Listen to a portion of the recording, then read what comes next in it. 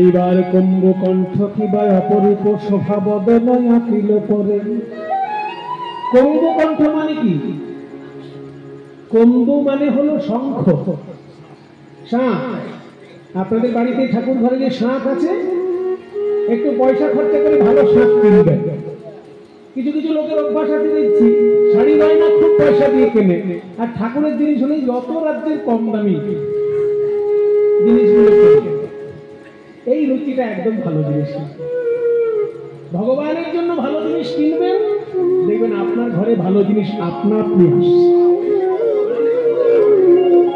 এটা আমি জীবনে প্রমাণ পেয়েছি, তাই বলছি। বলছেন দাদাও প্রমাণ পেয়েছে, জীবনে প্রমাণ পেয়েছি, তাই বলছি আপনাদের। সুন্দর একটা শঙ্খ কিনবেন, দেখবেন শঙ্খের মুখের দিক থেকে গোল গোল ভাঁজ ভাঁজ দাগ আছে। ওই যে শঙ্খের মুখের দিক থেকে যে গোল গোল ভাঁজ ভাঁজ দাগ, ওই রকম গোবিন্দের গলায় শঙ্খের মতো গোল গোল ভাঁজ ভাঁজ দাগ। সেই জন্য শঙ্খের সঙ্গে গলাটিকে তুলনা। কুম্ভ কণ্ঠ কিবা অপরূপ শোভা বদনয় আঁকিল পরে। এবার বদনয় আঁকিয়া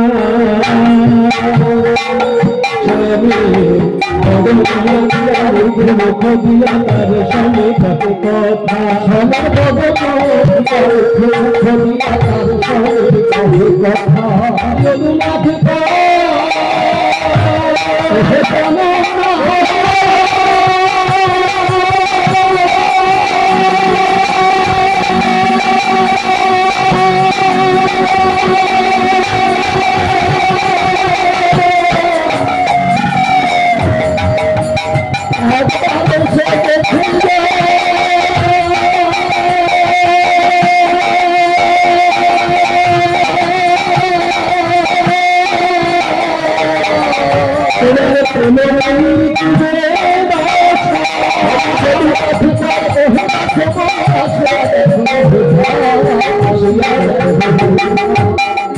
ভগবান পদকর্তা যদুনাথ বলছেন, প্রাণ গোবিন্দ একবার এসে দেখে যাও,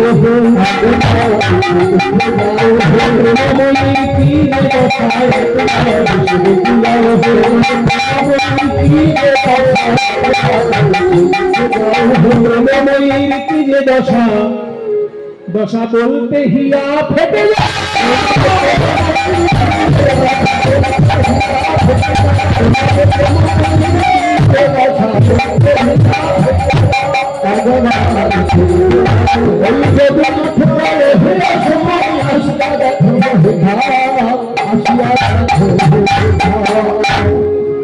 একশো বছরের বিরহ, একদিনের দশা বর্ণনা করলেন যদুনাথ দাস।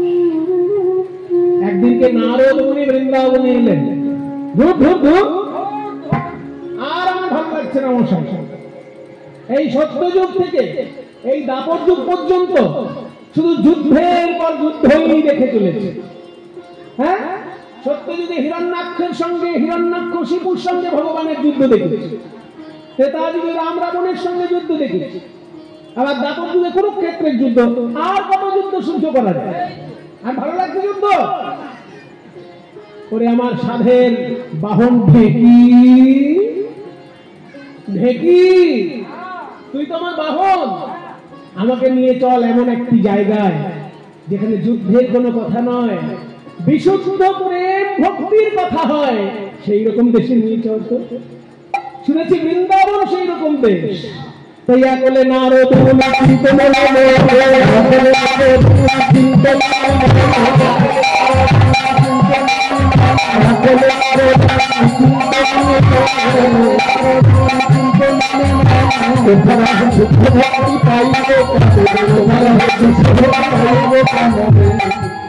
এত চিন্তি নারদ দেখি আরো হবে এত চিন্তি নারদ দেখি আরো হবে নাচিতে নাচিতে যায় মধুর বৃন্দাবনে নাচিতে নাচিতে যায় বৃন্দাবনে এসে যেই পৌঁছেছে একই রে বাবা একটু শান্তি পাবো বলে বৃন্দাবনে এলাম এখানে তো দেখছি ভয়ঙ্কর তাপ ভয়ঙ্কর তাপ তত্ত্বদর্শী নারদ ঋষি চারি পানা তত্ত্বদর্শী নারদ ঋষি চারি পানা নারদ ঋষি চারি পানা তত্ত্বদর্শী নারদ ঋষি চারি পানা নারদ ঋষি চারি পানা কোথা হইতে তার পাখি লাগে না কোথা হইতে তার পাখি লাগে না কেন চলে যায় ব্রজে এলাম কেন চলে যায় ঘুরাই ব্রজে এলাম ব্রজে এলাম ঘুরাই ব্রজে এলাম কোথা হইতে তার পাখি লাগে না কোথা হইতে তার পাখি লাগে না আমার নাম নারদ আমি শেষ না দেখে ছাড়ি আমি এলাম বৃন্দাবনে শান্তির খোঁজে আর এখানে এসে আমার গায়ে তাপ লাগছে এই তাপের উৎস কোথায় আমি খুঁজে বার করব তাপের উৎস সন্ধান করতে করতে নারদ মুনি এসে পৌঁছালেন রাধারানীর কুঞ্জের সামনে দেখে রাধারানীর কুঞ্জের ভেতর থেকে ভয়ঙ্কর তাপ বেরোচ্ছে এই হচ্ছে বিরহ তাপ হা কৃষ্ণ বলে একটা দীর্ঘশ্বাস ফেলছেন রাধারানী হা কৃষ্ণ কৃষ্ণ বলে যখন দীর্ঘশ্বাস ফেলছেন নাকের সামনে দপ করে আগুন জ্বলে যাচ্ছে আর সেই তাপ নারদের গায়ে লাগছে নারদ এই দৃশ্য দর্শন করে মনে মনে চিন্তা করলেন এমন তীব্র বিরহ দশা আমি তো কোনোদিন দেখিনি কৃষ্ণ বলে কাঁদছে আর তার বিরহ তাপ সহ্য করা যাচ্ছে না এই বিরহ দশা যদি দূর করতে না পারি তো আমার নাম নারদ নয় রাধে তুমি অমন করে কেঁদো না রাধে আমি দ্বারকায় যাব আমি শ্রীকৃষ্ণকে বুঝাবো এমন একটি যজ্ঞ করতে বলবো যাতে সেই যজ্ঞে তোমার আর গোবিন্দের মিলন হয় আমি দূর থেকে দর্শন করে নয়ন সফল করব তাই নারদ মুনি চললেন দ্বারকার পথে কইরে আমার সাধের বিনা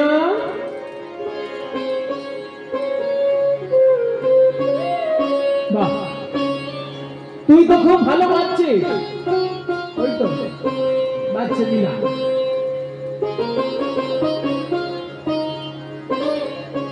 বিনা সারা জীবন তো নারায়ণ নারায়ণ বলে হরিনাম গাইলি এইবার রাধা নাম গাইতে গাইতে একবার বৃন্দাবনে চল দ্বারকার পথে চলতো রাধা নাম গাইতে গাইতে দ্বারকার পথে চললো নারদ বিনা যন্ত্র সহযোগে বল বল যন্ত্র রাধা নাম মন্ত্র যাগ যজ্ঞ ব্রত কিছু নাহি আর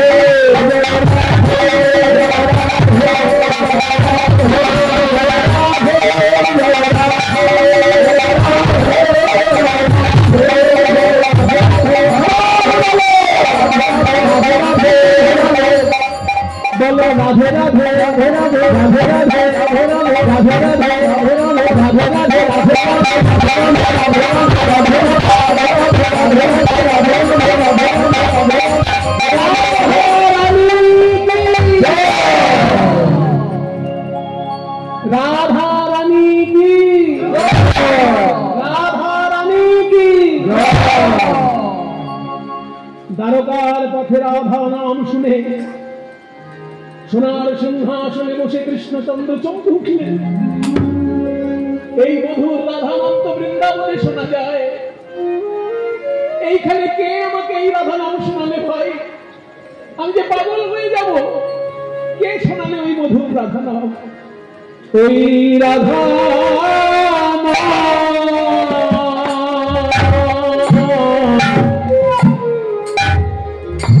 রাধা নাম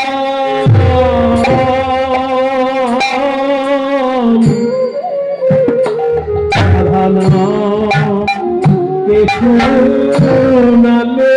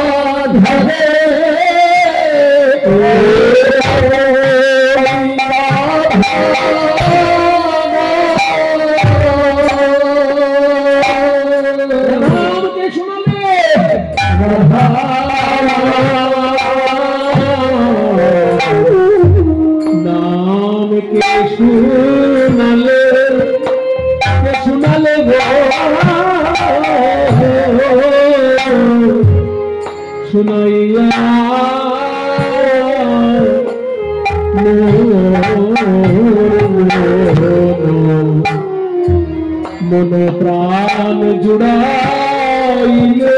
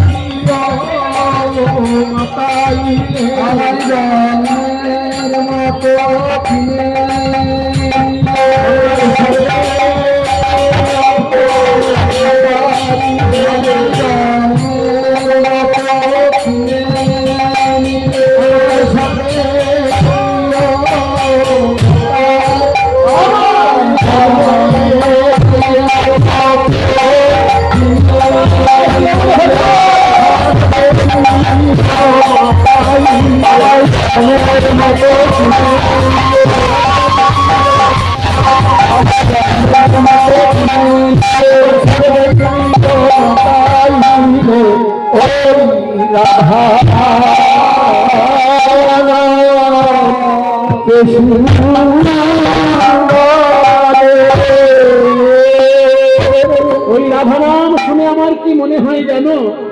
কি মনে হয় আমার? রাধা নামের মাঝে যেন রাধার মূরতি প্রকাশ, মাঝে রাধার মূরতি প্রকাশ। আমি আশা যেন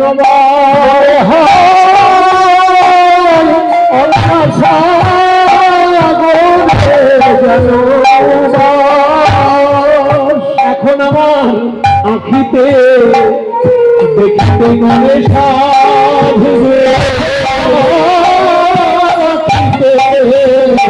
খিতে গণে যদি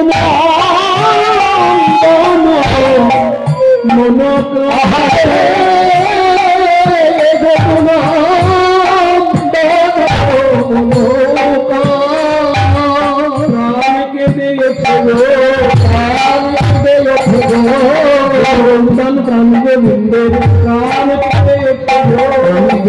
নন্দন প্রাণ গোবিন্দের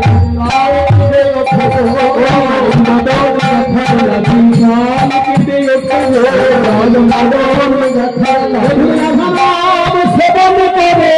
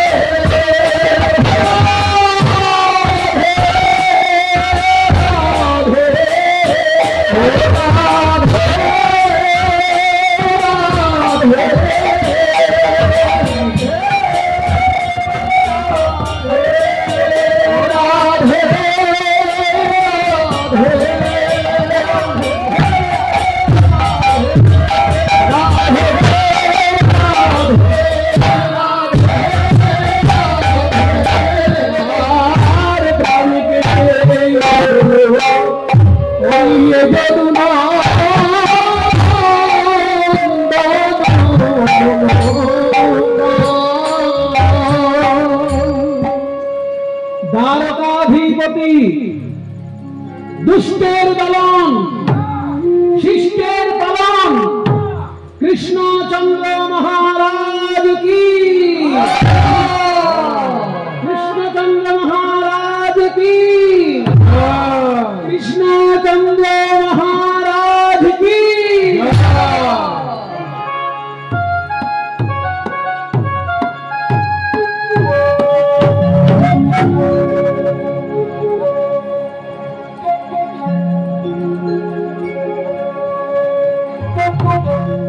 আসুন আসুন দেবর্ষিতা, আপনাকে প্রণাম জানাই। সত্যযুগ ত্রেতাযুগ পার করে দাপর যুগেও আপনি বিরাজ করছেন। এই দ্বারকার রাজপ্রাসাদে আপনাকে স্বাগতম। কিন্তু আপনি তো সবসময় নারায়ণ নারায়ণ এইরকম বলে বেড়ান। আজকে আপনি কেন রাধা নাম গাইতে গাইতে আসছেন? নারদ মুনি বলছেন, শোনো কৃষ্ণচন্দ্র, কিছু মনে করো না। আমি যেহেতু যুগে যুগে অমর, তাই আমি অনেক অবতার দেখেছি, আরো কত অবতার দেখব। তোমার আগে শ্রী রামচন্দ্রকেও আমি দেখেছি। ধর্মের পক্ষে থেকে অধর্মের বিরুদ্ধে তিনিও যুদ্ধ করেছেন, কিন্তু সেই যুদ্ধের প্রায়শ্চিত্ত স্বরূপ তিনি অশ্বমেধ যজ্ঞও করেছেন। আর তুমি যে এত বড় কুরুক্ষেত্রে যুদ্ধ বাঁধিয়ে দিলে, কই তুমি তো কোনো যজ্ঞ করলে না? ত্রেতায় রামের রাজা ছিল, অশ্বমেধ যজ্ঞ কইল,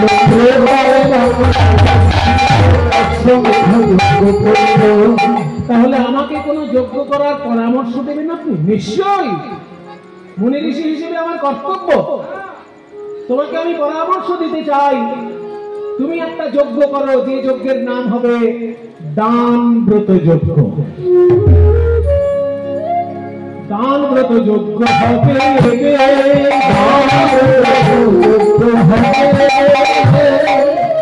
দান ব্রত যজ্ঞের নিয়ম কি? তিনটে মাত্র নিয়ম, খুব অল্প নিয়ম। প্রথম নিয়ম, শুনো বলি হে রাজন, ত্রিভুবন নিমন্ত্রণ, শুনো বলি হে রাজন, ত্রিভুবন নিমন্ত্রণ,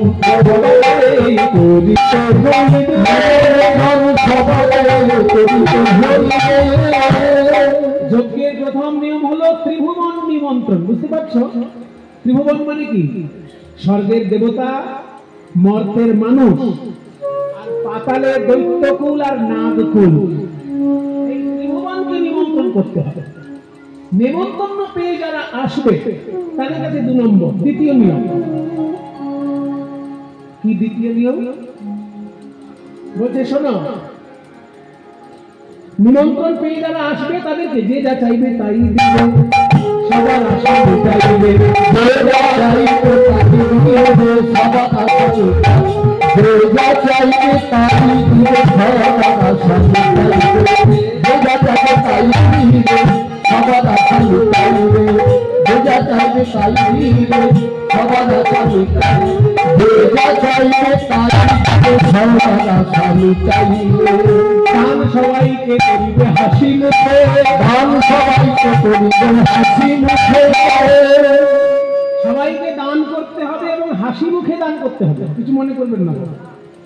কিছু কিছু লোক আছে দান করার সময় মুখটা এমন বেজার করে থাকে, ভাবলেই যেন ভালো হয়।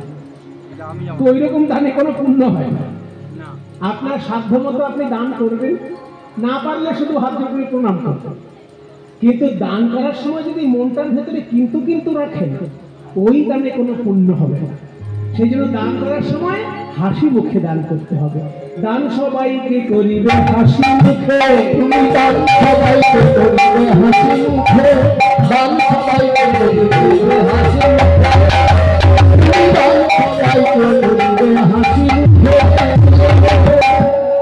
এবার শেষ নিয়ম, শেষ নিয়ম বলি, সর্বশেষে দান দিয়া ভিক্ষার ঝুলি স্তম্ভ লইয়া, সর্বশেষে দান দিয়া ভিক্ষার ঝুলি স্তম্ভ লইয়া, ভিক্ষা করি যাবে মনে সুখে, ভিক্ষা করি যাবে মনে সুখে। শুনুন নারদ মুনি, আপনার সব কথা বুঝলাম, কিন্তু শেষ কথাটা বুঝলাম না। আপনি বললেন আমি সকলকে হাসি মুখে দান করব, আবার দান শেষ হয়ে গেলে সবার কাছে আঁচল পেতে ভিক্ষা করব। এ আবার কেমন কথা? আমি দান করবো, আবার আমি যদি ভিক্ষা চাই তো লোকে আমাকে দেখে হাসাহাসি করবে না? একটা গল্প বলি আপনার। গল্প মানে আমার জীবনের ঘটনা। সেই আগেকার দিনে ছিল না, কীর্তনের আসরে এসে সবাই ঘোষণা করে টাকা দিত, সুমন বাবুর কীর্তনে খুশি হইয়া, এইরকম ঘুরিয়ে ঘুরিয়ে। তখন 50 টাকার অনেক দাম ছিল। একজন লোক এরকম এসেছে, সুমন বাবুর কীর্তনে খুশি হইয়া এই 50টি টাকা দাম করে, এইভাবে সেফটি পিন দিয়ে টাকাটা ঘুরিয়ে দিয়ে চলে গেল। এবার কীর্তন যখন শেষ হয়েছে, দেখি ওই লোকটা ঘুরে ফিরে এসেছে। সুমন বাবু, ওই যে টাকাটা দিয়েছিলাম ওটা ফেরত দিন। আপনি কি করবেন? ওই যে বললেন খুশি হইয়া, বলে না ওটা গ্রামের লোককে দেখানোর জন্য দিয়েছি। গ্রামের লোককে দেখানোর জন্য দিয়েছিলাম, এইবার আপনি আমায় ফেরত। আচ্ছা ঠিক আছে, 5 টাকা রাখুন আর 45 টাকা ফেরত দেন। এইরকম ঘটনা ঘটেছে আমার সাথে। তাহলে এইরকম যদি হয়, আপনারা তার কথা শুনে হাসছেন কিনা? যে দান করার পর কেউ আবার ফেরত যায়, এ তো হাসির পাত্র হয়ে যাবে। আমি হলাম কৃষ্ণচন্দ্র দ্বারকাধিপতি রাজা, আমার একটা মান সম্মান আছে না? বলে শুনুন শ্রীকৃষ্ণচন্দ্র, আপনি হাস্যকর ভাবে চাইবেন কেন? আপনি মনে করুন কাউকে 1 কোটি টাকা দান করলেন, 1 কোটি টাকা দান করে তার কাছে ভিক্ষার আঁচল পেতে 1টি টাকা চাইবেন। 1 কোটি টাকা দান করে কেউ যদি 1 টাকা ভিক্ষা চায়, কেউ হাসবে না? কেউ হাসবে না, কিন্তু আমি চাইবো কেন?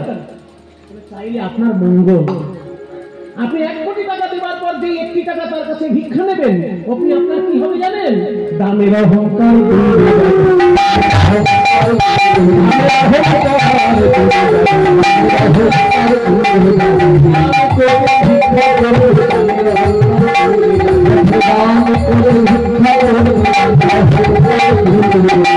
জয়নিতাই, আপনাদের সকলের আজকে একটু দানের সুযোগ এসেছে। এই কীর্তন আসরে এখানকার আমাদের দাদা ভাইরা ভিক্ষার আঁচল নিয়ে আপনাদের কাছে যাবে। যে যেমন পারবেন প্রাণ ভরে গৌর গোবিন্দ সেবার জন্য সেই ভিক্ষার আঁচলে আপনারা দান করুন। এই দাদারা যাচ্ছে আপনাদের কাছে, আপনারা প্রাণ ভরে ভগবানের সেবার জন্য এই আঁচলে দান করেন। দানের অহংকার দূর যাবে,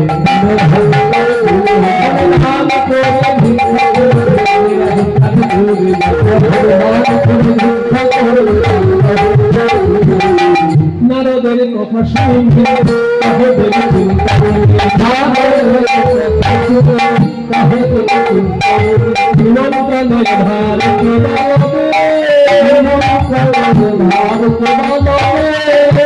আস্তে আস্তে সবই তো বুঝলাম, কিন্তু এই যে বললেন স্বর্গমর্ত পাতাল 3 জায়গায় নেমন্তন্ন, এই এত জায়গায় চিঠি নিয়ে যাবে কে?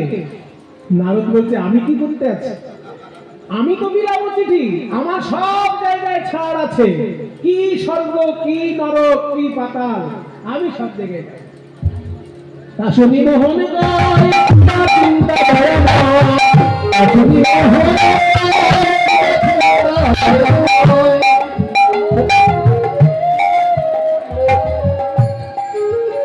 নিমন্ত্রণ পত্র আজকে বলরাম লিখে দিচ্ছে। এক এক করে বলরাম বলছেন, শ্রীকৃষ্ণ লিখছেন। মায়েরা, যে কোনো যজ্ঞ করতে গেলে সবার আগে হাত জোড় করে শিব ঠাকুরের কথা চিন্তা করবে, কারণ শিব ঠাকুর ছাড়া কোনো যজ্ঞ সম্পূর্ণ হয় না।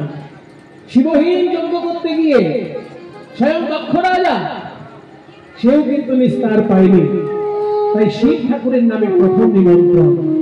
সবাই একটু হাত জোড় করুন, আমরা একটু দেবাত্মিক মহাদেবকে প্রণাম জানাই, ধ্যান মন্ত্রে তাকে একটুখানি স্তব করি। সবাই একটু হাত জোড় করুন।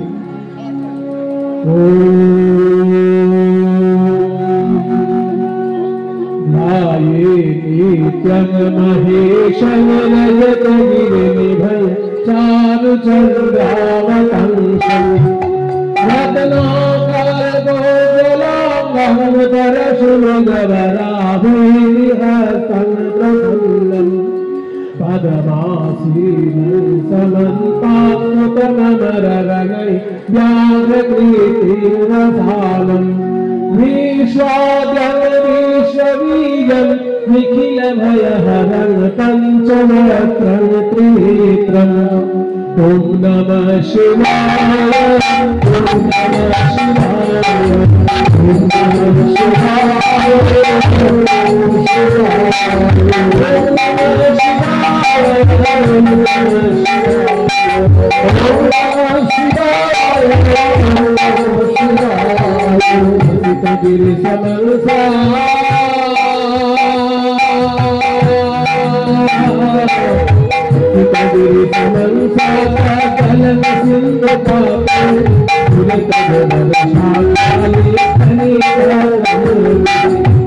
शिवाय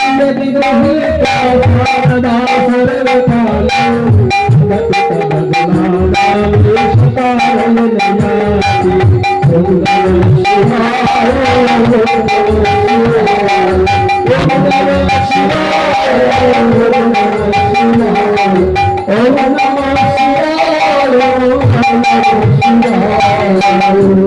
যে সংস্কৃত শ্লোকটি আমি বললাম একটু ব্যাখ্যা করি, কারণ এগুলো আমাদের ভারতবর্ষের অত্যন্ত মূল্যবান সাহিত্য। এই শ্লোক স্বয়ং রামকৃষ্ণদেব দক্ষিণেশ্বরের মন্দিরে প্রতিদিন উচ্চ ঈশ্বরে পাঠ করতেন। মিনমিন মিনমিন করে নয়, গুনগুন করে নয়, উচ্চ ঈশ্বর। ওই যে দক্ষিণেশ্বরে গঙ্গার ধারে যে 12টি শিব মন্দির আছে, ওই শিব মন্দিরে পুজো করতে করতে উনি যখন ঘুরতেন এই মন্ত্রগুলি উনি বলতেন। এবং এমন লেখা আছে যে এমন উচ্চ ঈশ্বরে উনি মন্ত্র সুন্দর করে পাঠ করতেন যে মন্দির যেন থরথর করে কাঁপছে এরকম মনে হতো। এত সুন্দর তার এই মন্ত্র পাঠ ছিল। এই মন্ত্রকে আমি একটা শ্লোকই বলেছি, যদি অনেক শ্লোক আছে। এই শ্লোকটির মানেটা বললে আপনারাও খুব আনন্দ পাবেন। এই শ্লোকটির রচয়িতা যিনি, তিনি হলেন পুষ্পদন্ত মুনি। পুষ্পদন্ত মুনির রচিত শিব মহিম্ন স্তোত্র, যারা যারা শিবের ভক্ত তাদের নিত্য পাঠ্য পুষ্পদন্ত মুনির লেখা শিব মহিম্ন স্তোত্র। সেখান থেকে একটা শ্লোক আমি বলছি। আসিত গিরি সমংসা তজ্জলং সিংহপাতং সুরতমলসাকালে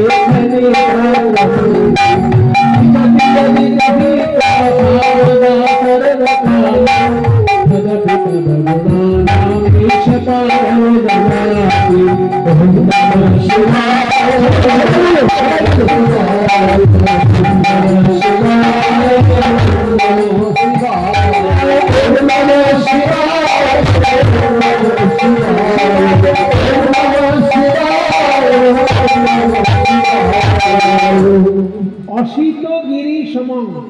অশীত মানে শীত মানে সাদা। ওই বাবা, শীত মানে তো ঠান্ডা। হ্যাঁ, শীত মানে তো ঠান্ডা, সেটা হচ্ছে তালবস্যায় দীর্ঘিত।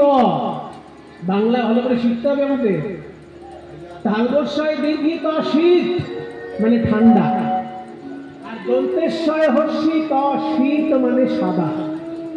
তাহলে অশীত মানে কালো, অর্থাৎ কালি। লিখতে গেলে কালি লাগে আর কলম লাগে, দোয়াত আর কালি। তো সেই কালিটা যদি সারা বিশ্বব্রহ্মাণ্ডে যত পাহাড় পর্বত আছে এই পাথরগুলো গুঁড়ো করে যদি কালি বানানো হয়, অশীত গিরি সমম, মানে বিশ্বব্রহ্মাণ্ডের যত পাহাড় পর্বত সেগুলো যদি গুঁড়ো করে কালি হয়, অশীত গিরি সমম স্যাদ তজ্জলং সিন্ধুপাত্র।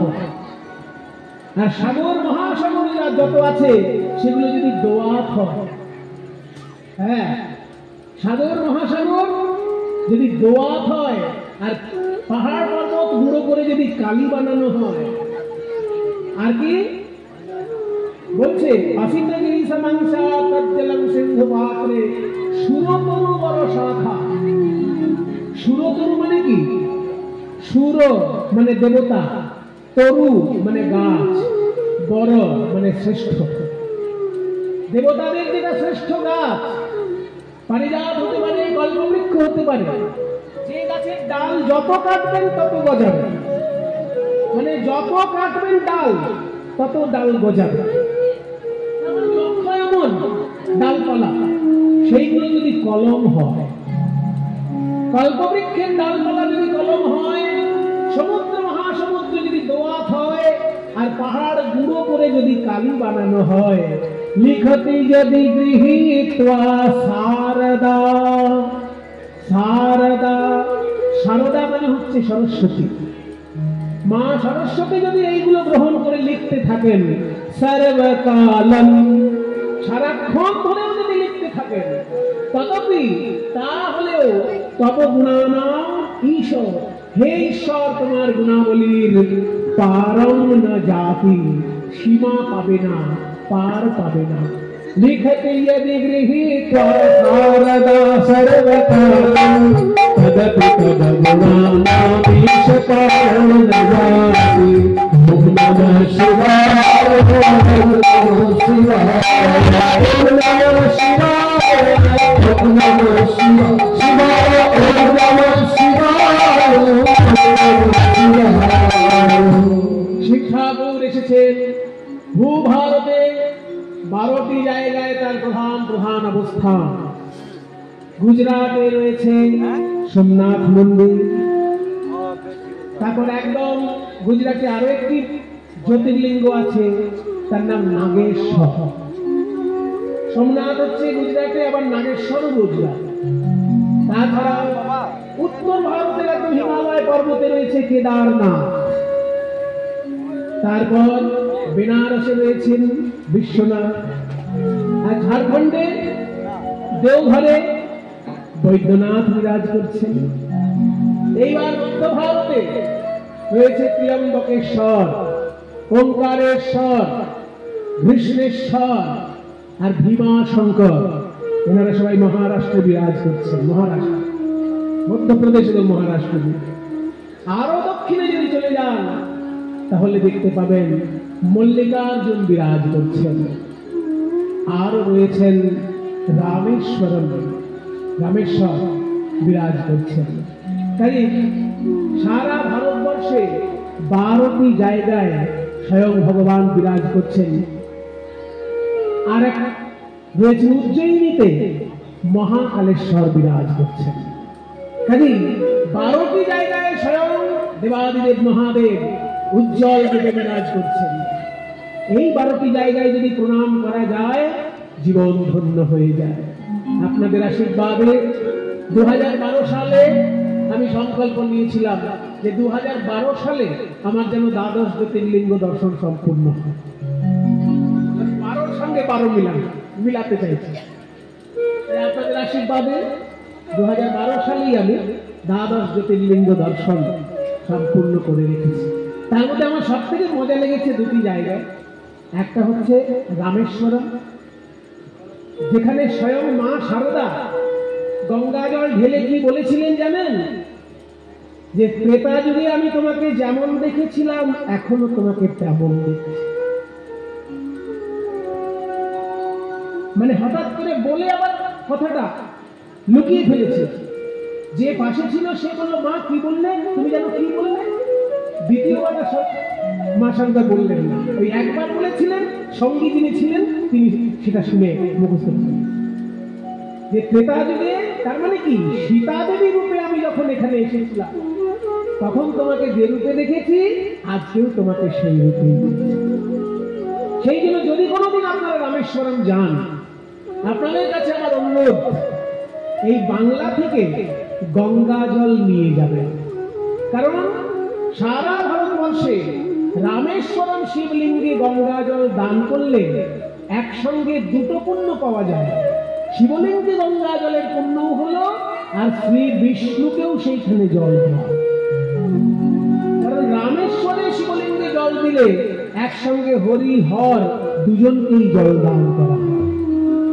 কারণ শ্রী বিষ্ণু ভারতবর্ষে 4টি জায়গায় 4টি সেবা প্রতিষ্ঠিত এগুলো জেনে রাখা দরকার আমাদের সবার 4টি জায়গায় 4টি সেবা যারা বৈষ্ণব ভক্ত তাদের এগুলো জানা কর্তব্য বিষ্ণু এক জায়গায় সব সেবা গ্রহণ করেন না 4টে মহাতীর্থে 4টি সেবা তিনি গ্রহণ করেন পুরীধামে তিনি অন্ন সেবা গ্রহণ করেন ভাত খাবেন এক জায়গায় জল খাবেন আর এক জায়গায় সারা বিশ্বব্রহ্মাণ্ডের তিনি মালিক তিনি যেমন খুশি সেবা দিতে পারেন নিজের সঙ্গে ওনাকে রলিয়ে ফেলেন সেই জন্য পুরীধামে ভগবানের অন্ন সেবা আর রামেশ্বরমে ভগবানের জল সেবা।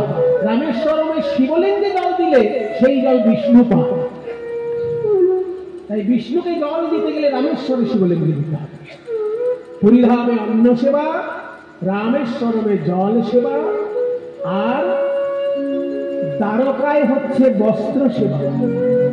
ঠাকুরকে যদি বস্ত্র দিয়ে সেবা করার ইচ্ছে থাকে কারো, দ্বারকায় কৃষ্ণ মন্দিরে, দ্বারকাধীশ মন্দিরে বস্ত্র দিয়ে সেবা করতে হয়। আর বিষ্ণুর প্রিয় হচ্ছে তুলসী, তুলসী দিয়ে যদি সেবা করতে হয় তাহলে যেতে হবে হিমালয় পর্বতে বদ্রীনারায়ণ মন্দির। ওই জন্য বিষ্ণুর সম্পূর্ণ সেবা যদি কেউ করতে চান, উত্তর ভারতে বদ্রীনারায়ণে তুলসী সেবা, পশ্চিম ভারতে দ্বারকায় বস্ত্র সেবা, পূর্ব ভারতে পুরীধামে অন্ন সেবা, আর দক্ষিণ ভারতে রামেশ্বরমে জল সেবা।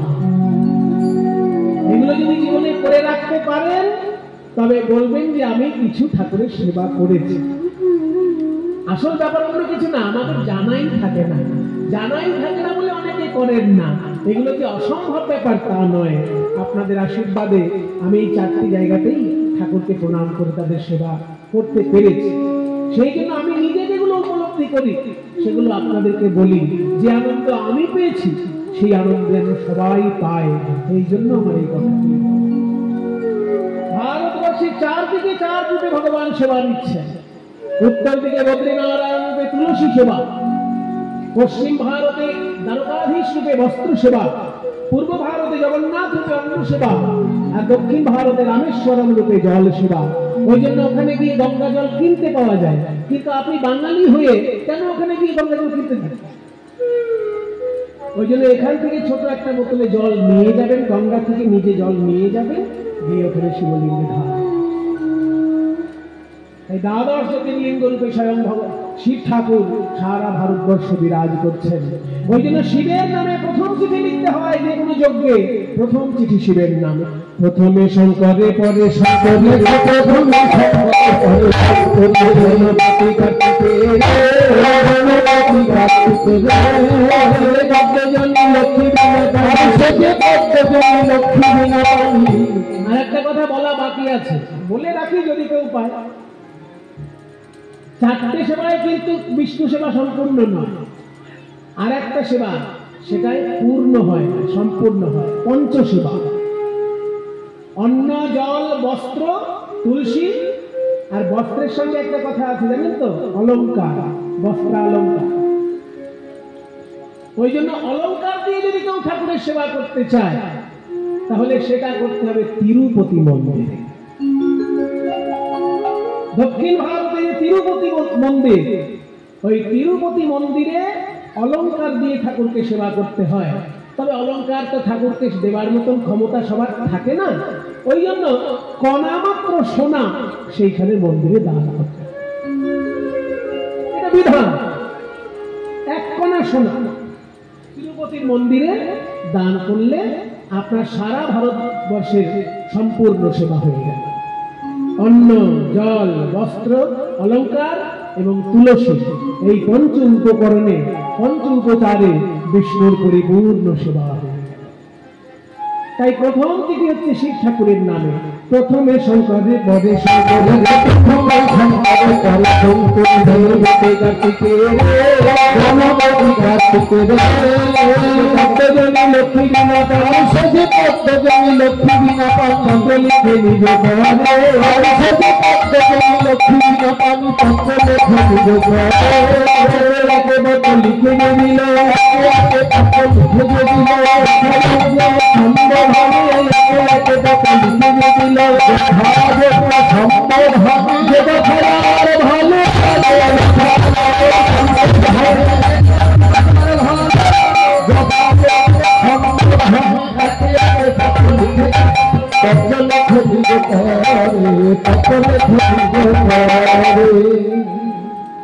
সমস্ত চিঠি নিয়ে নারদ মুনি।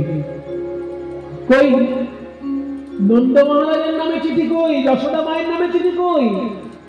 বলরাম বলছে আমি বলছি মা গো যশোদে, কত না ব্যথা দিয়েছে তোমার প্রাণে। এই তোমার ছোট্ট ছেলে গোপালকে সব অপরাধ ক্ষমা করে মা দান ব্রত যজ্ঞে এসে তুমি আমায় আশীর্বাদ করো। তুমি আশীর্বাদ না করলে আমার যজ্ঞ সম্পূর্ণ হবে না। নন্দ মহারাজ লিখলো, বাবা তুমি নিজে দাঁড়িয়ে থেকে যজ্ঞ পরিচালনা করবে। শ্রীরামকে লিখলে, শ্রীরাম যজ্ঞ করার সময় ভাত রুটি খাওয়া যাবে না, ফল খেয়ে থাকতে হবে। তোরা বৃন্দাবন থেকে পাকা ফল আনবি, সেই ফল আমি খাবো।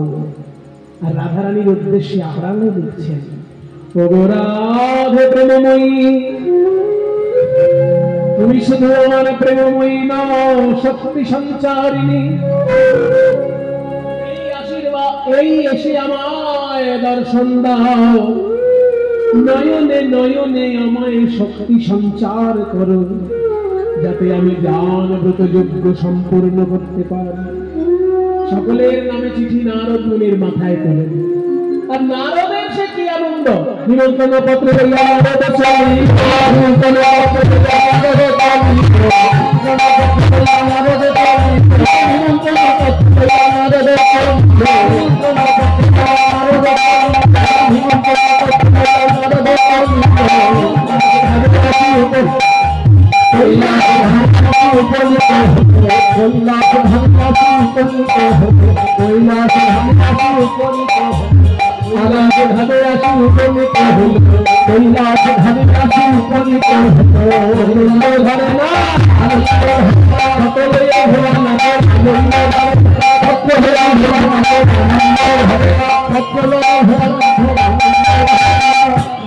বাবা হাঁপিয়ে গেছে গো, একেবারে কৈলাস ধামে এসেছে শিব ঠাকুরের কাছে। মামা ও মামা, তুমি এই কৈলাসে বসে শুধু ধ্যানই করে যাও। ধ্যান করাই তো আমার কাজ।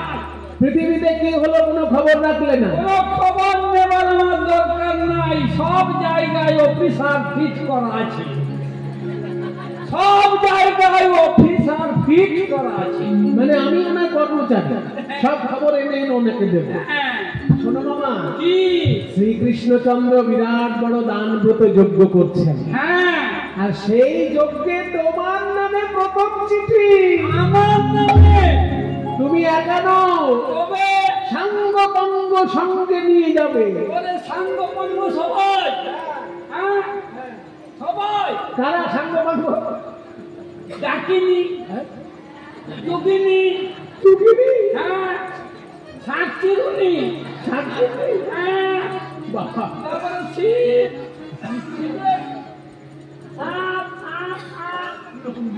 নন্দী, ভিরিঙ্গি, না ভিরিঙ্গি কি বলে? সবাই যাবে, সবাই যাবে। পেট ভরে খেতে পাবে, যা চাইবে তাই পাবে।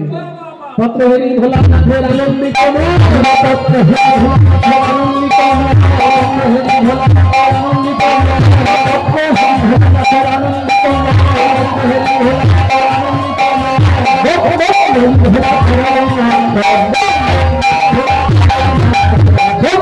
হেরি ভোলানাথের আনন্দিত আনন্দ ভরে না পত্র হেরি ভোলানাথ, পত্র হেরি ভোলানাথ। কৈলাসে নিমন্ত্রণ সেরে, স্বর্গ রাজ্য নিমন্ত্রণ সেরে, পাতালে নিমন্ত্রণ সেরে, মর্তভূমি নিমন্ত্রণ সেরে, নারদ এলো বৃন্দাবনে। দেখে শ্রীরাম সখা পটেতে সবে দেখে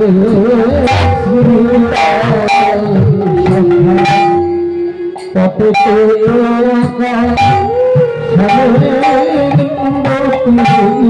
করে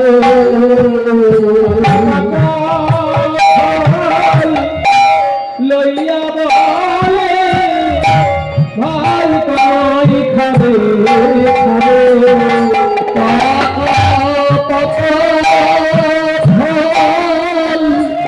লইয়া বলে ভাই কানাই খাবে খাবে আমার জীবন কানাই ফল তোকে দিতাম, তাই তুই রাগ করে আর বৃন্দাবনে আসিস না। এঠো ফল আর খাওয়াবো না রে, খাওয়াবো না জীবন জানাই আহিবে ফিরে, খাওয়াবো না রে ওরে জীবন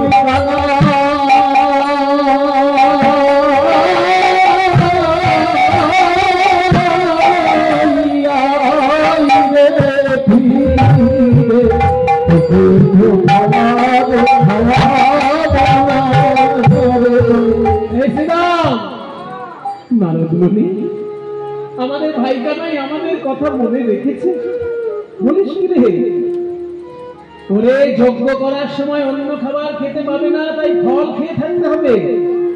আর এই চিঠিতে লিখেছে তোরাই নিয়ে যাবি সেই পাকা ফল, তাই নাকি? তাহলে তো আমাদের কাঁদলে চলবে না, ফল জোগাড় করতে হবে। চল চল ফল জোগাড় করে আনবো। আর দুই পায়ে গিয়ে নারদ দেখে নন্দ পিতা জেলেছে চিতা, প্রাণে জীবার তবে দেখে নন্দ পিতা জেলেছে চিতা, প্রাণ জীবার তবে মাতা নন্দরানী করে নবমী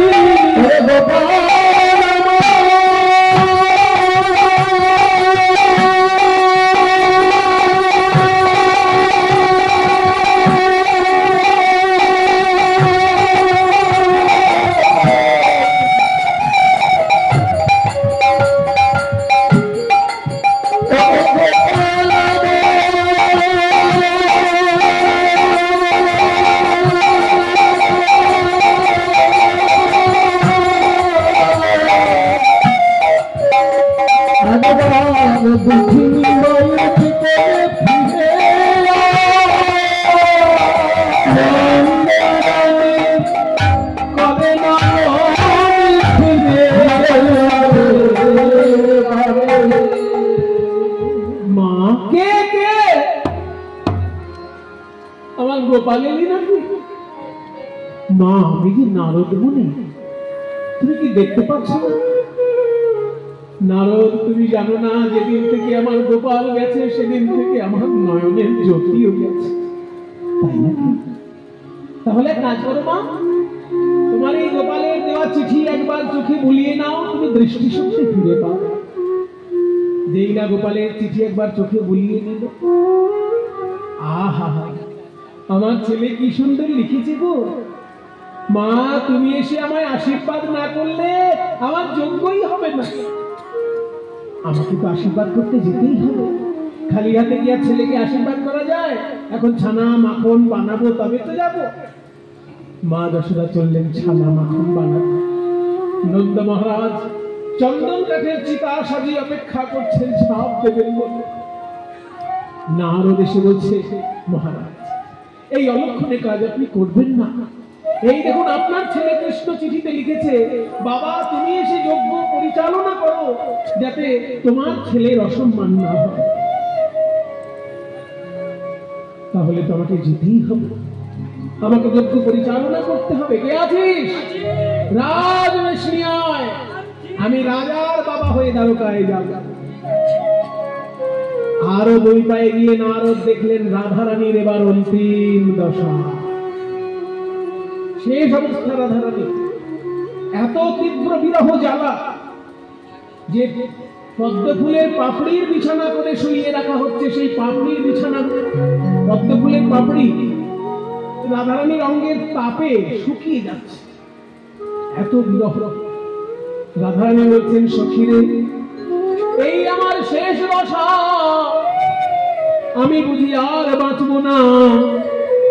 তবে আমার মৃত্যুর পর আমার এই দেহ যেন গোবিন্দ সেবায় লাগে, সেই প্রার্থনায় আমি বিধাতার কাছে করে যাই।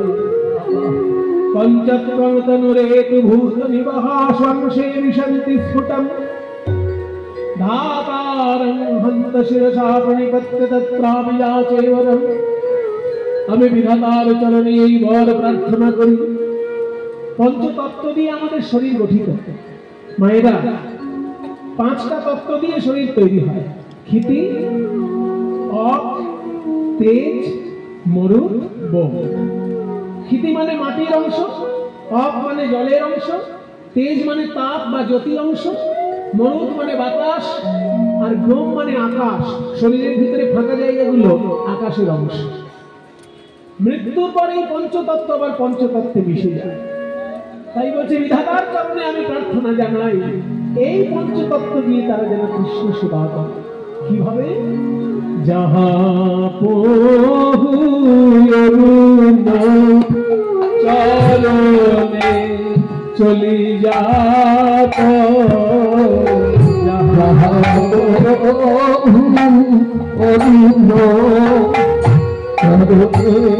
চলি যাত তাহা তাহা ধনী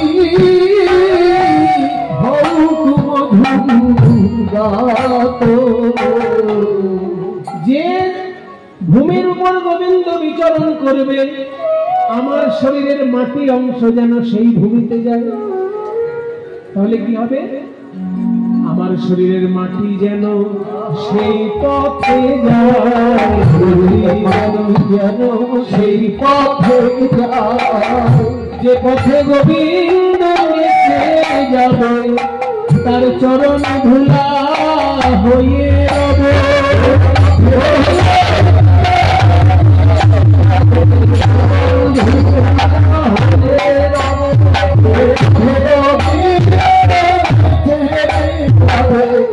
মাটি যেন সেই পথে যায়, তাহা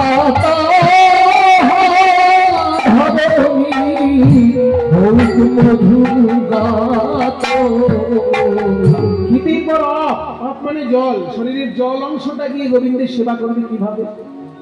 जो सरोवरे बधु नीति नीति ना हो हम भरे शरीर हইলে তো মা। যে সরোবরে গোবিন্দ নিত্য স্নান করে, আমার শরীরের জল অংশ যেন সেই সরোবরে গিয়ে তাকে স্নান করিয়ে দেয়। ক্ষিতি অপ। তারপর তেজ মানে জ্যোতি বা তাপ। আমার শরীরের জ্যোতি যেটা আছে ওটা তো জ্যোতিতে মিশবে।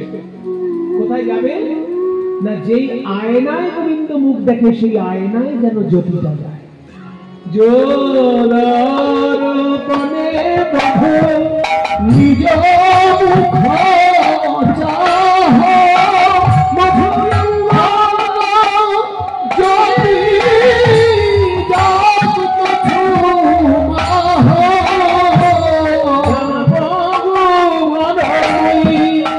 जलधर श्याम जहाँ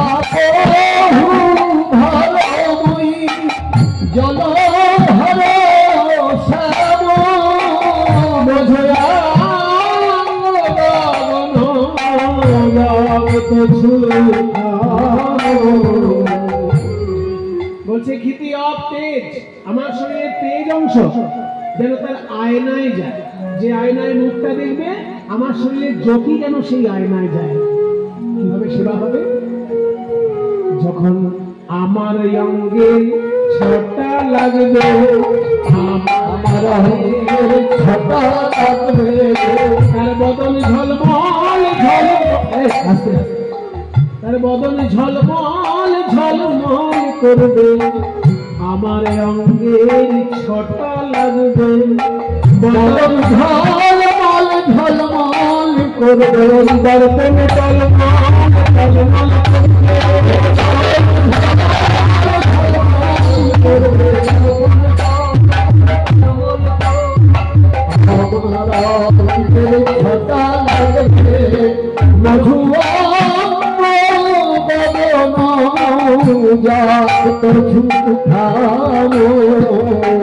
আমার শরীরে যে বাতাস বইছে, এই বাতাসটা যখন শরীর থেকে বেরিয়ে যাবে যেন গোবিন্দ সেবা করে। কিভাবে না? যে পাখা দিয়ে গোবিন্দ হাওয়া খাচ্ছে, আমার শরীরের বাতাস যেন সেই পাখায় গিয়ে তাকে সেবা করে। এবার বলছে শরীরের ভিতর ফাঁকা জায়গাগুলো আকাশের অংশ। আকাশের অংশ কি করে সেবা করবে? না যাহা বহু ধরো ওই জলধর শ্যাম মহিরঙ্গ গগন যান কিছু থাম। যে আকাশের নিচে গোবিন্দ বিচরণ করবে, আমার শরীরের আকাশ অংশ যেন সেখানে যায়, তাহলে সেবা করবে কি করে? মেঘ হয়ে ছায়া ধরবে, মেঘ হয়ে ছায়া ধরবো, মেঘ হয়ে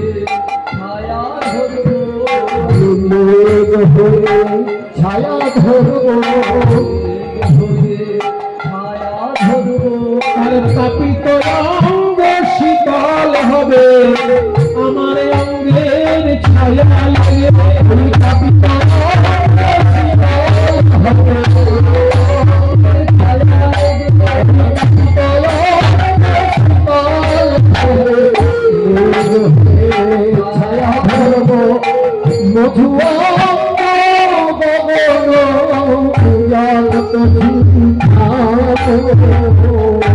এত সুন্দর বৈষ্ণব পদাবলী যে মৃত্যুর পরে পঞ্চতত্ত্ব দিয়ে কিভাবে কৃষ্ণ সেবা করা যায়, এত সুন্দর পদ যিনি লিখেছেন তার উদ্দেশ্যে সবাই একবার প্রণাম করুন। তার নাম হলো গোবিন্দ দাস। পদকর্তাদের মধ্যে মধ্যযুগের সর্বশ্রেষ্ঠ পদকর্তা গোবিন্দ দাসে কহে কাঞ্চন গৌরী, গোবিন্দ দাসে কহে কাঞ্চন গৌরী, সরগত তনু কহে কিয়ে ছড়ি, কত তনু কহে কিয়ে ছড়ি। রাধে তুমি অমন করে কেঁদো না, আমি নারদ মুনি আছি কি করতে? তোমার জন্যই তো আমি দ্বারকায় গেলাম। কৃষ্ণকে বললাম দান ব্রত যজ্ঞ করবে, আর সেই যজ্ঞে তুমি গিয়ে শক্তি সঞ্চার করবে। এই দেখো তোমার গোবিন্দের চিঠি। রাধারানী বলে কই রে ললিতা, কই রে বিশাখা, আমায় নতুন করে সাজিয়ে দে, আমি যে কৃষ্ণ দর্শনে যাব। সঙ্গিনী রঙ্গিনী রূপ তরঙ্গিনী বসিয়া মন্দিরে মাঝে, মদন মোহন মোহিতে যতনে রাইত করিলা সাজ। মনের মতো করে রাধারানীকে যখন সাজিয়ে দিলেন, আপনাদের তো খুব আনন্দ হচ্ছে। 100 বছরের বিরহের পর আজকে মিলন হবে, এই কত আনন্দ। কিন্তু একজনের গা জ্বলে যাচ্ছে এই সাজ দেখে, কে জানেন? ওই কুটিলা। কুটিলা বলে মরণ, এত লোকের মরণ হয়, আমার বৌদিরা মরণ হয় না। ওই গেলে ছড়া দ্বারকায় কি এক যজ্ঞ করবে, আর সেই যজ্ঞে আমার বৌদি একেবারে রূপের ডালি নিয়ে গিয়ে সেজে গুজে দাঁড়াবে। আজকে দাদাকে বলে একটা হেস্ত মেস্ত করতে হবে। দাদা, ও দাদা, তোমার বউ এত কেমন তিলক করেছে, কেমন সেজে গুজেছে দেখো। কেন জানো? ওই কেলে ছোড়ার যজ্ঞ দেখতে যাবে। হ্যাঁ, আমি ভাবলাম কালী পুজো করতে যাবে, ওই জন্য এত সেজেছি। না, ওই কেলে ছোড়া গিয়ে দ্বারকায় রাজা হয়েছে না, সাপের পাঁচপা দেখেছে, আর সে নাকি বিরাট এক যজ্ঞ করবে। ওই যজ্ঞে ইনি যাবেন রাধারানী, সেজে গুজে যজ্ঞ আলো করে দাঁড়িয়ে থাকে।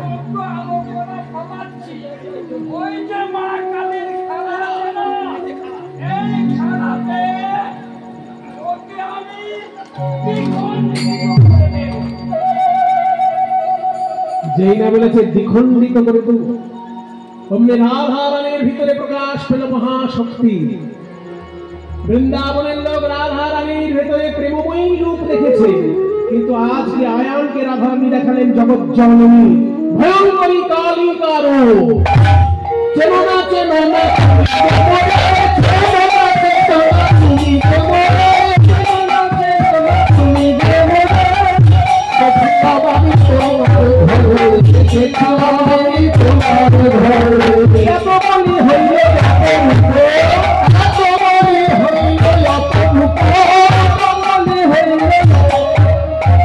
রাধিকা ধরিলে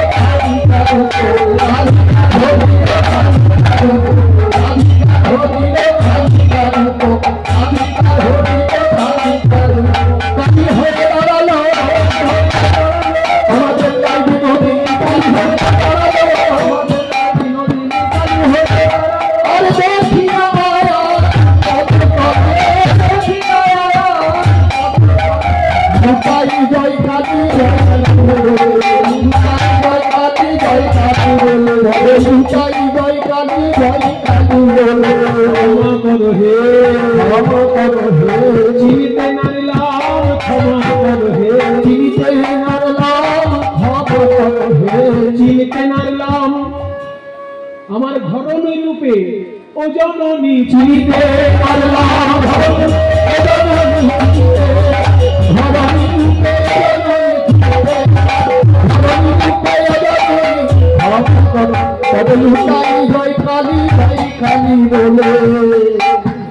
রাধারানীর ভিতরে কালী রূপ দর্শন করে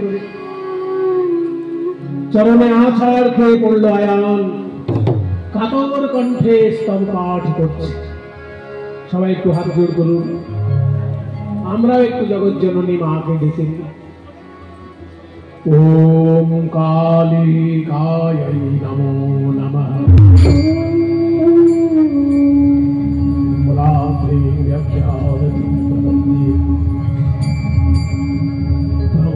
स्वाहा त्वं स्वधा त्वमेव षट्कारस्वरात्मिकां सुधातं शरीरे नीभामात्मिका तथा अर्धमात्रात्मिकार्याभिषेकतः त्वमेव सावित्री त्वमेव जगदीपरा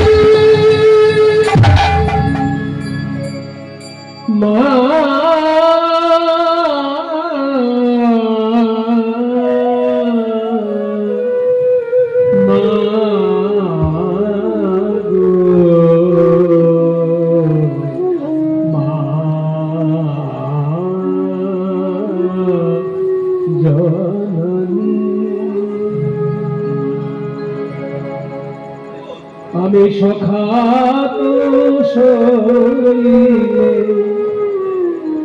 ডুবে মরি শ্যামা দোষ কারো নয় মা। আমি নিজে খুঁড়েছি মাটি আর সেই মাটিতে জল জমলো, আমার খোঁড়া গর্ত, তাতে জল জমে গিয়ে যদি আমি ডুবে মরি তাতে কি তোমার দোষ? দোষ তো আমার। তাহলে মাটি যে খুঁড়লাম, কোদাল কুড়ুল পেলাম কোথায়? আমার লোভ মোহ হল কোদণ্ড স্বরূপ, পুণ্য ক্ষেত্র মাঝে কাটিলাম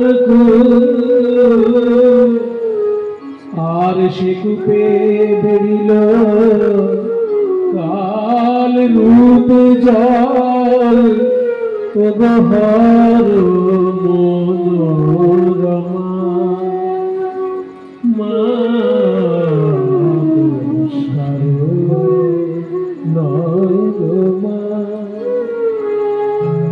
শ্রীরামকৃষ্ণদেবের এটাও খুব প্রিয় সঙ্গীত ছিল। উনি নিজে গান গাইতে ভালোবাসতেন, নিজে গান গাইতেন। আপনারা শুনলে অবাক হবেন যে মাইকেল মধুসূদন দত্ত যখন দক্ষিণেশ্বরে গেছিলেন, মাইকেল মধুসূদন দত্ত খ্রিস্টান ধর্ম গ্রহণ করেছিলেন এবং তিনি দক্ষিণেশ্বর গেছিলেন, তখন কিন্তু রামকৃষ্ণদেবের বয়স খুব অল্প। মাইকেল মধুসূদন দত্ত রামকৃষ্ণদেবের থেকে বয়সে অনেক বড়।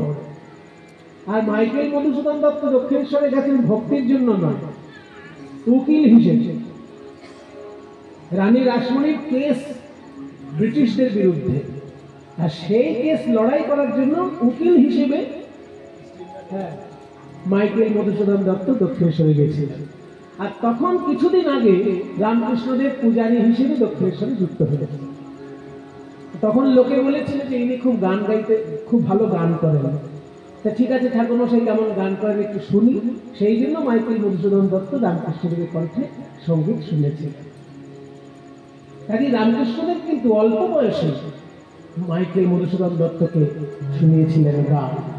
যতগুলো গান ঠাকুরের প্রিয় ছিল তার মধ্যে এটা একটা অত্যন্ত প্রিয় গান। আমার কি হবে তারিণী ত্রিগুণধারী, দ্বিগুণ করেছে সগুণে, কিসে এবারি নিবারি ভেবে দাশরথীর অনিবার বাড়ি নয়নে। আমার ছিল বাড়ি কক্ষে, কক্ষে মানে জল, পাপের জল ক্রমশ উঠছে। কাঁক অব্দি ছিল, বুক অব্দি উঠেছে, এবার নাক অব্দি উঠলেই তো গেলাম। ছিল বাড়ি কক্ষে ক্রমে এলো বক্ষে, জীবনে জীবন মা কেমনে হয় রক্ষে। জীবন মানে প্রাণ, আবার জলের আরেক নাম জীবন। জীবনে মানে জলে, জীবন প্রাণ মা কেমনে হয় রক্ষে। এখন আছি তোর অপেক্ষে, দে মা মুক্তি ভিক্ষে, কটা খেতে করে পার মা দুষ্কার নয় শরণ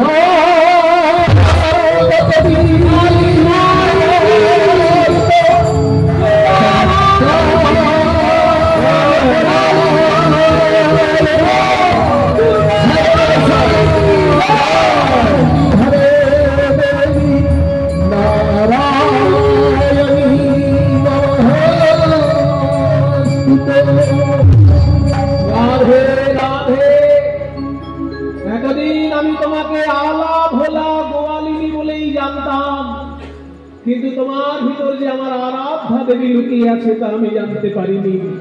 তোমাকে বাধা দেয় স্বার্থকার। তুমি যাও প্রভাস তীর্থে, কৃষ্ণ চরণে তুমি আমার হয়ে দু কথা জানিয়ে দিও। সবাই মিলে প্রভাস তীর্থে চলেছে। বাবা, এত তীর্থ থাকতে প্রভাস তীর্থে কেন যজ্ঞ হচ্ছে? এই প্রভাস তীর্থটা হলো কি করে? প্রভাস তীর্থের উৎপত্তি কি করে হলো, এটা নিয়ে একটা রহস্য রয়েছে, তত্ত্ব কথা। প্রভা মানে জ্যোতি। চন্দ্র দেবতা তার হারানো জ্যোতি ওই তীর্থে ফিরে পেয়েছিল। প্রভা আস, প্রভাস তীর্থ। চন্দ্রের জ্যোতি হারালো কি বলে, সে কাহিনী আছে। চন্দ্রের 27টি স্ত্রী মানে জ্যোতিষীদের ভাষায় চাঁদের চারিদিকে যে নক্ষত্রগুলো দেখা যায় ওই নক্ষত্র হচ্ছে চাঁদের স্ত্রী। তো 27টি নক্ষত্র আছে আর 27 জনকে চাঁদের স্ত্রী ধরা হয়। এই 27 জন স্ত্রী থাকা সত্ত্বেও চন্দ্র বৃহস্পতির স্ত্রী তারার প্রতি আকৃষ্ট হয়েছে। তাই বৃহস্পতি অভিশাপ দিল, ওরে দুষ্ট দুরাচার, 27 জন স্ত্রী থাকা সত্ত্বেও তুমি অধঃপতন, গুরু পত্নীর প্রতি তোর কুদৃষ্টি। শোন, যে রূপ যৌবনের জন্য তোর এই অহংকার, আমার অভিশাপে 16 দিনের মধ্যে তুই নিশ্চিহ্ন হয়ে যা।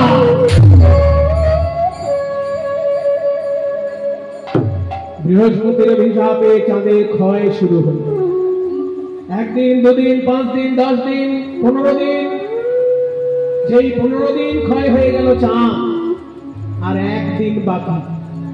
একটা দিন যদি চাঁদ ক্ষয় হয়ে যায়, চাঁদ হবে নিশ্চিহ্ন, আর চাঁদের 27 জন স্ত্রী হয়ে যাবে বিধবা। তাই চাঁদের 27 জন স্ত্রী শিব ঠাকুরের শরণাপন্ন হল। ওম নমঃ শিবায়, ওম নমঃ শিবায়, ওম নমঃ শিবায়, ওম নমঃ শিবায়। ভীষণীশ শেষ গুরু গুণহে নমঃ সদনামরণ অনির্জিত দুর্জয় দৈত বলম নমাম শিবম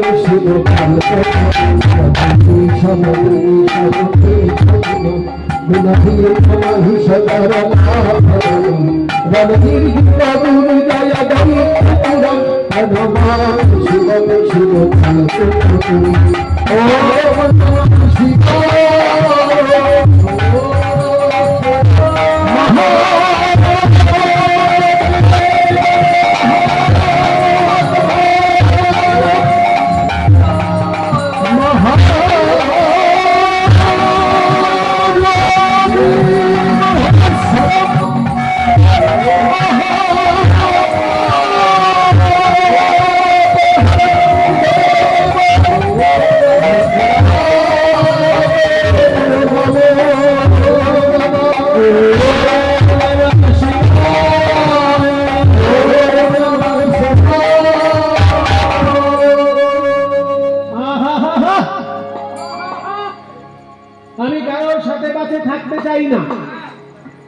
নিভৃতে নিরালায় আমি ধ্যান করতে চাই।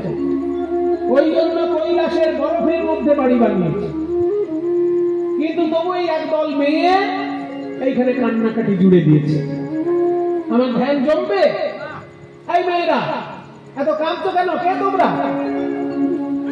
বলে আমাদেরকে চিনতে পারছেন না, আমরা যে আপনার আত্মীয়। হ্যাঁ, আত্মীয়? মনে করুন দক্ষ রাজার একটি মেয়েকে বিবাহ করেছেন শিব ঠাকুর, আর দক্ষ রাজারই 27টি মেয়েকে বিবাহ করেছেন চন্দ্র। তাহলে চন্দ্রের স্ত্রীগণ শিব ঠাকুরের কে হলেন? শালিকা। আমরা মিষ্টি সম্পর্কে আবদ্ধ আপনার সঙ্গে, আমরা শালিকা। ও, ওই জন্য যেন চেনা চেনা লাগছিল, চেনা চেনা লাগছিল। তোমরা চন্দ্রের স্ত্রী না? বলে এতক্ষণে জানো আমি চিনতে পেরেছি। আমার কাছে কোন দুঃখে? মানে দুঃখে না করলে আপনার কাছে আসেই বা কি? সারা গায়ে তো ছাই মেঘে বসে থাকে, আর যেমন তেমন ছাই নয়, শ্মশানের ছাই। জানেন তো, শ্মশানের ছাই নিয়ে শিব ঠাকুরের আরতি হয়। ভারতবর্ষে একটি মহাতীর্থ মহাকাল মন্দির, সেইখানে ভোরবেলায় যে প্রথম আরতিটা হয় শিব ঠাকুরের, শ্মশান থেকে ছাই এনে সেই শিব ঠাকুরের আরতি, ওইটা দেখার জন্য বহু লোক ভিড়। বিভূতি বলা হয়, বিভূতি। কাজে তার সারা গায়ে আপনি তো ছাই দেখে বসে থাকেন, কঙ্কাল মরার হাড়ের আপনার মালা, আমার বাঘের ছাল। দুঃখে না পড়লে আপনার কাছে কেউ আসে? আমাদের স্বামী চন্দ্র বৃহস্পতির স্ত্রীর প্রতি আকৃষ্ট হয়েছেন, তাই বৃহস্পতি অভিশাপ দিয়েছে 16 দিনের মধ্যে ক্ষয় হয়ে শেষ হয়ে যাবে। 15 দিনে ক্ষয় হয়ে গেছে, আর একটা দিন বাকি আছে। আর একদিন যদি ক্ষয় হয়ে যায়, স্বামী হয়ে যাবে নিশ্চিহ্ন, আর আমরা হয়ে যাব বিধবা। আপনি দয়া করে আমাদেরকে বিধবা হওয়ার হাত থেকে বাঁচান। শিব ঠাকুর বলতে, শোনো শোনো, আমার মতো জামাই বাবু থাকতে গেলে তোমাদের বেতবা করে আমি দেখে গেছি। কে আছিস? ওই এক খণ্ড চাঁদকে এনে আমার জটার মধ্যে লুকিয়ে রাখ। এই জটার মধ্যে কারো অভিশাপ কাজ করবে না। যেমন ঘড়িতে যদি জল না ঢোকে তাকে বলে ওয়াটার প্রুফ ঘড়ি, ঠিক তেমনি এই জটায় কারোর অভিশাপ ঢুকবে না, এটা অভিশাপ প্রুফ জটা। এই জটার মধ্যে এক খণ্ড চাঁদকে এনে, যেই না ওই এক খণ্ড চাঁদকে এনে শিবের জটায় রেখেছে বাবা, তখন থেকে শিবের নাম হলো চন্দ্রশেখর, শশীভূষণ। মাথায় এক খণ্ড চাঁদ জটার মধ্যে, কিন্তু জটার মধ্যে চাঁদ লুকিয়ে পড়েছে, আর আকাশে তো আলো নেই। রাতের বেলায় আকাশ অন্ধকার। এবার বৃহস্পতি রাতের বেলায় হাঁটতে গিয়ে হুচট খাচ্ছে। চাঁদ থাকে অন্তত আলোটা তো থাকে। ভাবছে লঘু পাপে গুরুদণ্ড হয়ে গেছে।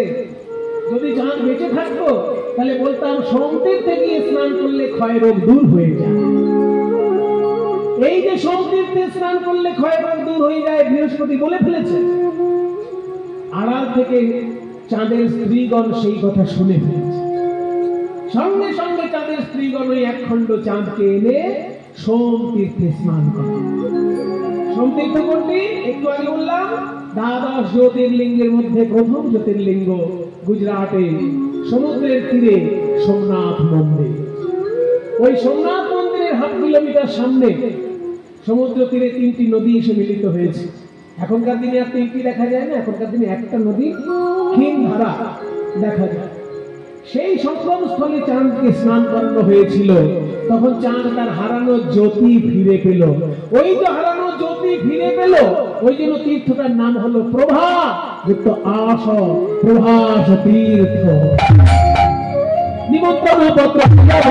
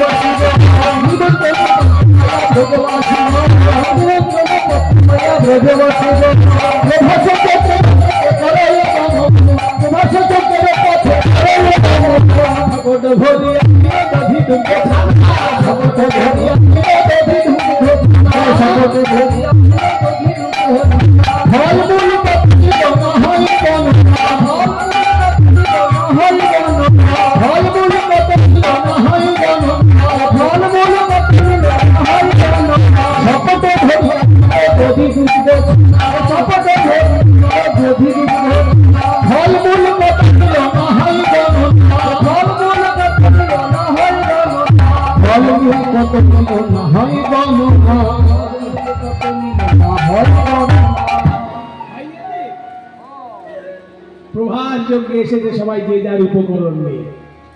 শ্রীরাম সুরাম একবার থেকে বলছে, বলো বলো ভাইয়া কানাইয়া লাল কি।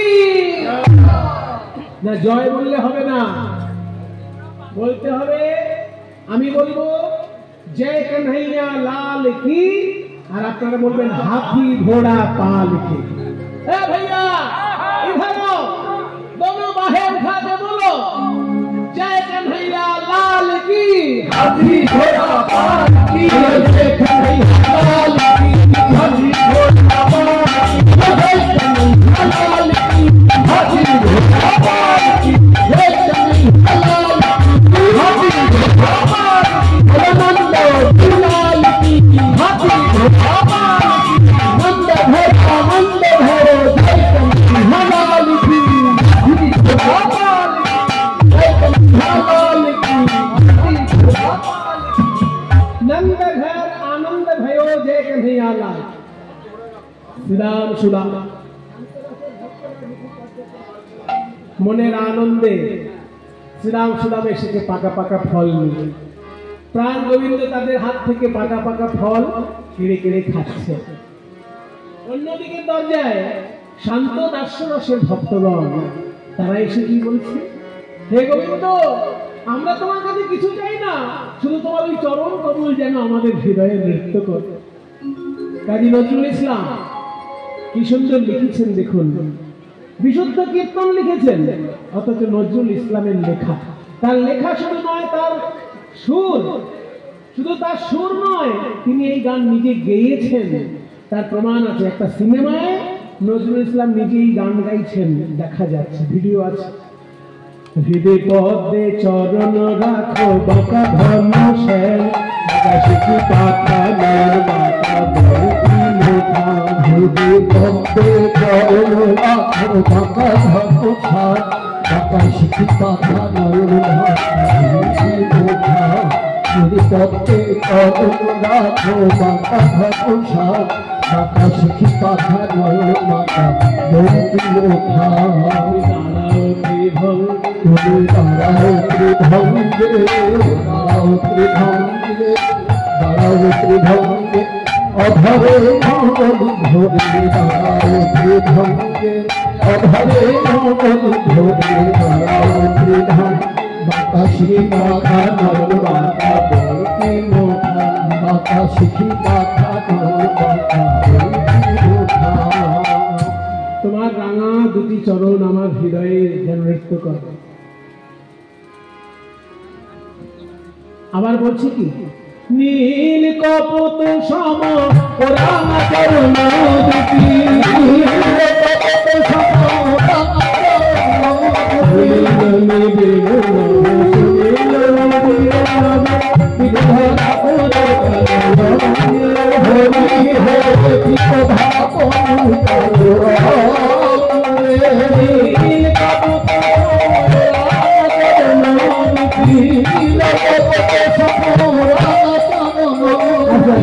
তাড়াতাড়ি গান গাইলে না মানেগুলো বোঝা যায় না।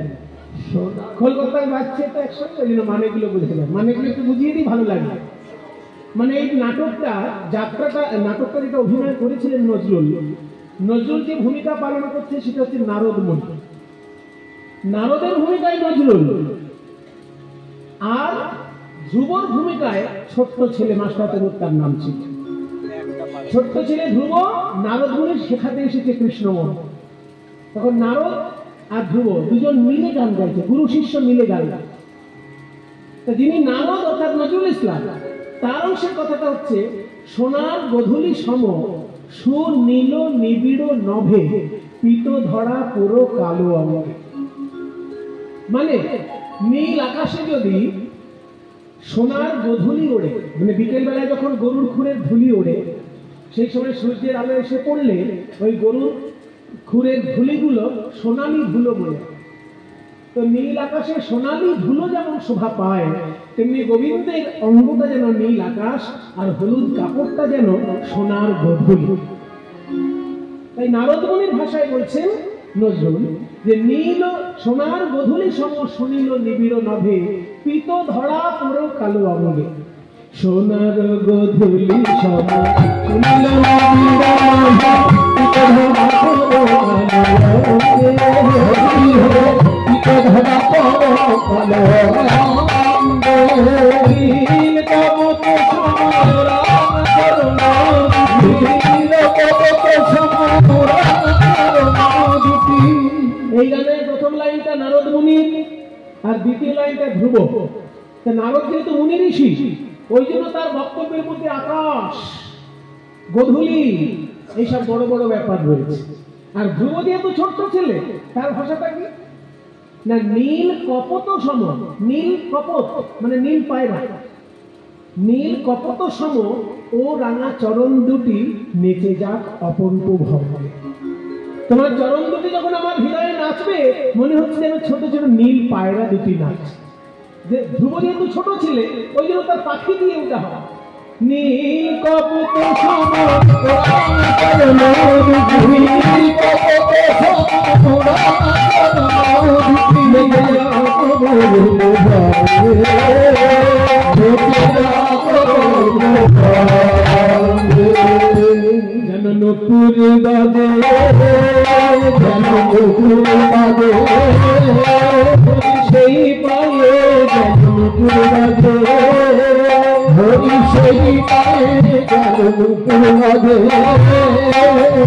চরণ জড়ায়ে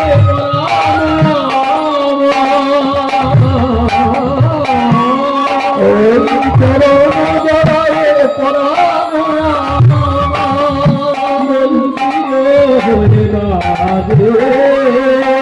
যেন মন্দির হৃদি পদে চরণ রাখো বাতাসি পাখানোর আকার হৃদি পদ্মে চরণ রাখো মাতা ভরসা বাতাসি পাখানোর মাতা শান্ত দাস্যরসের ভক্তগণ গাইছেন হৃদি পদ্মে চরণ রাখো। এবার ওদিকে মা বাৎসল্য রসের চালিয়ে নিয়ে এসেছেন গোপাল, তোর দারোয়ান আমায় দিয়ে আসতে দিচ্ছে না বাবা, আমি তোর মা, আর দারোয়ান ভাবছে আমি বোধহয় ভিখারিনী। গোপাল বলিয়া কাঁদয় মা, গোপাল বলিয়া কাঁদয় মা, কহে রামের বদন চাই, কহে রামের বদন চাই। দাদা বলাই আমার মা যশোদাকে আটকে দিয়েছে দারোয়ান, আমি গিয়ে একবার দেখে আসি, মাকে নিয়ে আসি। মা এই তো আমি এসেছি। মামা বলিয়া ভাইয়া চলে, মামা বলিয়া ভাইয়া চলে, মামা বলিয়া ভাইয়া চলে।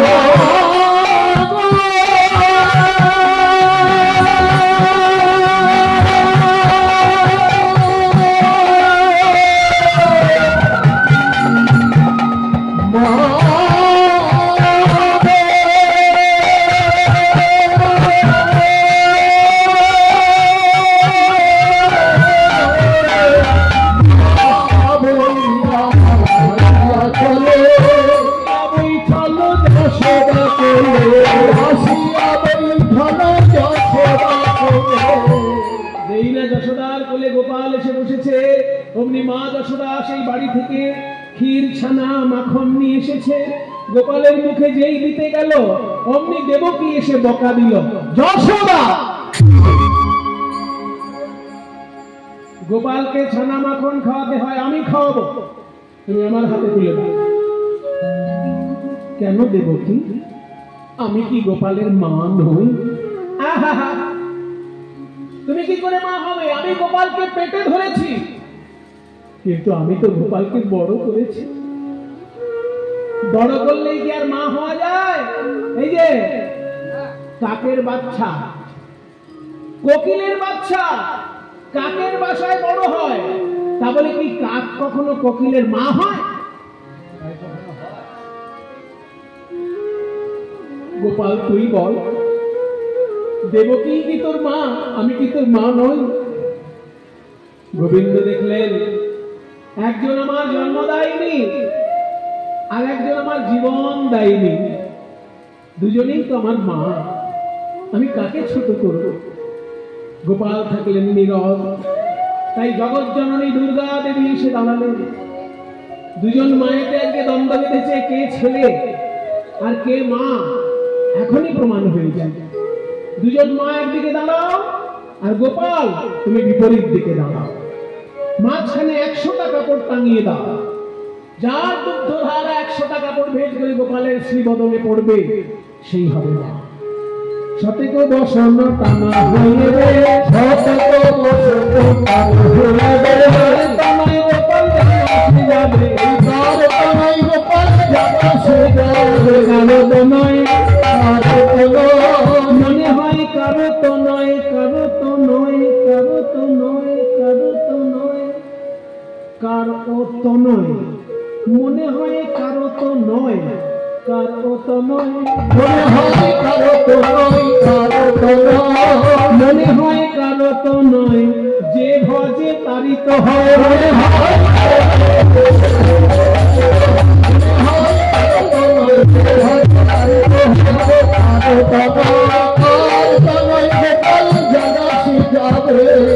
দেবকী অহংকার করে দুগ্ধপান করাতে গেলেন, প্রথম বসন ভেদ হলো না। আর যশোদা যখন হা গোপাল বলে কেঁদে উঠল, শতবস্ত্র ভেদ করে গোপালের শ্রীবদনে দুগ্ধধারা পড়ল। কেন হলো এমন? দেবকীর দুধ খেলেন না কেন শ্রীকৃষ্ণ? সেই ত্রেতা যুগে যেতে হবে।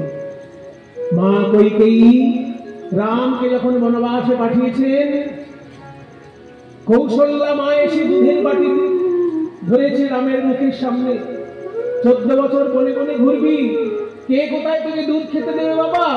আজকে আমার হাতে একটু দুধ খেয়ে যা। মা কৌশল্যা দুধ খাওয়াতে গেল রামকে, আর কইকেয়ী এসে ফেলে দিল দুধের বাটি। যত আদিক্ষেতা, 14 বছর বনে বনে ঘুরবে, প্রথম দিন দুধ খেলেই সারা বছর দুধ খেতে ইচ্ছে করবে। 14 বছর বন ঘুরে আসুন, তারপর যতবার দুধ খাবে। রামচন্দ্রকে দুধ খেতে দিলেন না কইকেয়ী। 14 বছর পর যখন রামচন্দ্র বনবাস শেষ করে এসেছেন বাড়িতে, কইকেয়ী মনে মনে ভাবছে আমি ওর মুখ থেকে দুধের বাটি ফেলে দিয়েছিলাম, ও তো এসে আমাকে অসম্মান করবে। রামচন্দ্র কি করলো জানেন? রাজবাড়িতে ঢুকে প্রথম প্রণাম নিজের মা কৌশল্যাকে না করে ওই সৎ মা কইকেয়ীকে গিয়ে প্রথম প্রণাম করছে। কিরে বাবা রাম, আমি তো তোকে অসম্মান করেছি, তোকে কষ্ট দিয়েছি, তুই আমাকে প্রথমে প্রণাম করলি কেন? তোর মা তো রয়েছে আগে। তখন বলছে, শোনো মা, আমার জন্মদায়িনী মা কৌশল্যা, উনি তো আমার প্রণাম যোগ্য বটেই, উনি আমাকে প্রাণ দান করেছেন, উনি আমার সব।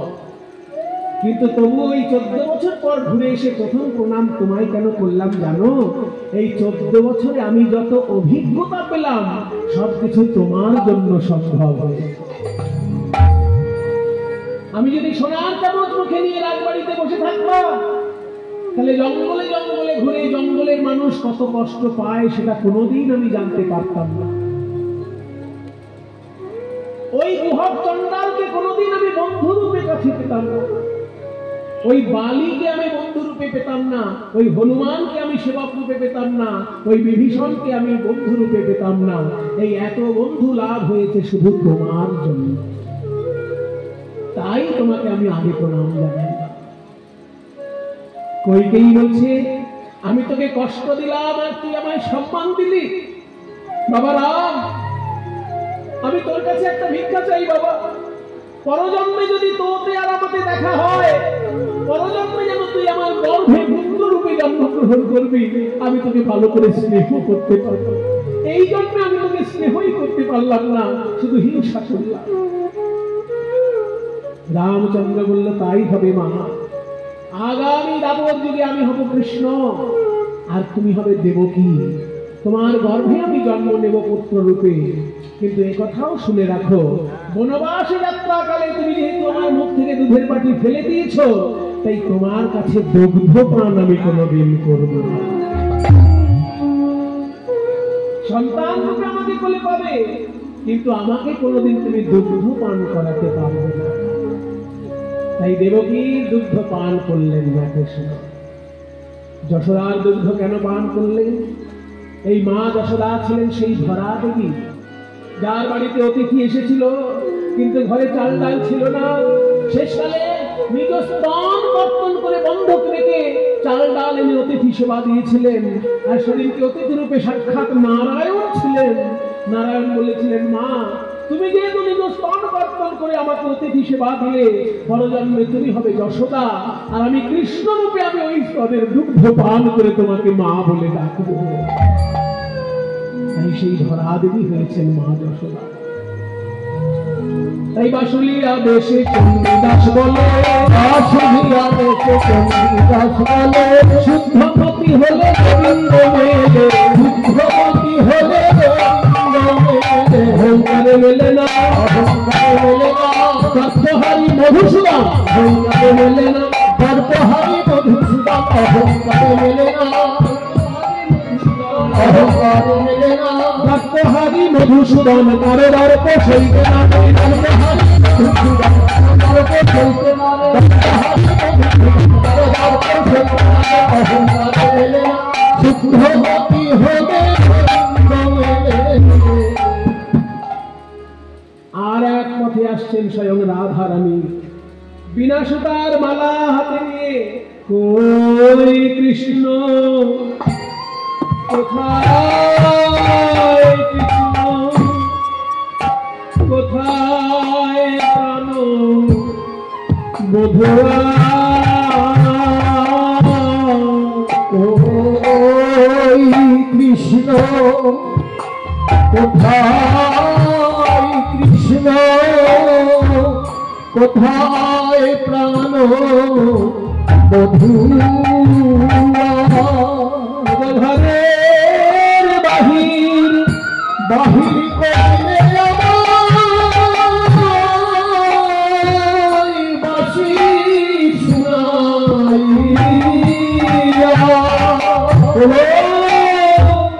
ছিলাম বিরাজ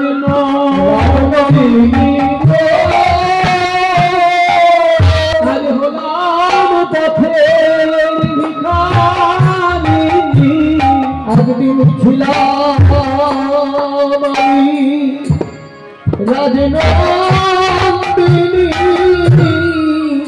হলাম পথে ভিখারি একদিন ছিলাম আমি রাজনন্দিনী ঘরের বাহির বাহির করতে আমায় বাঁশি শুনাইয়া। लड़कियां तुम लोग कहां से आ रही हो? हम वृंदावन से आ रहे हैं। यहाँ क्या जाते हो? তোমাদের যিনি রাজা তার আমরা দর্শন প্রাপ্ত। রাজার দর্শন কি অত সহজে হয়? ওইখানে গিয়ে নাম লিখাও। কি নাম লিখাবো? এই দারোয়ান, মাথা নিচু করে কথা বল। তুই কার সঙ্গে কথা বলছি জানিস? বলতে লজ্জা হয়, কথা বলতে লজ্জা হয়, কথা বলতে লজ্জা হয়, কথা বলতে লজ্জা হয়। এই যে তোমাদের রাজা একদিন ধরেছিল এই মেয়েটার পায়ে, তোমাদের রাজা ধরেছিল এই মেয়েটার পায়ে, তোমাদের রাজা ধরেছিল এই মেয়েটার পায়ে। বলতে লজ্জা হয়, কথা বলতে লজ্জা হয়, কথা বলতে লজ্জা হয়। কেন কেন আমাদের রাজা এই মেয়েটার পায়ে হাত দেবে কেন? আহা, পায়ে হাত দেবে কেন? জানিস না কাদের পায়ে হাত দিতে হয়? গুরুজনদের। এই মেয়ে তোমাদের রাজার গুরু, এই মেয়ে তোমাদের রাজার গুরু, রাজা বাঞ্ছা কল্প করু, এই মেয়ে তোমাদের রাজার গুরু, এই রাজা বাঞ্ছা কল্প করু, তোমাদের রাজার গুরু। বলতে লজ্জা হয়, কথা বলতে লজ্জা হয়, কথা বলতে লজ্জা হয়। ওইসব গভীর তত্ত্ব কথা বুঝতে পারবি না।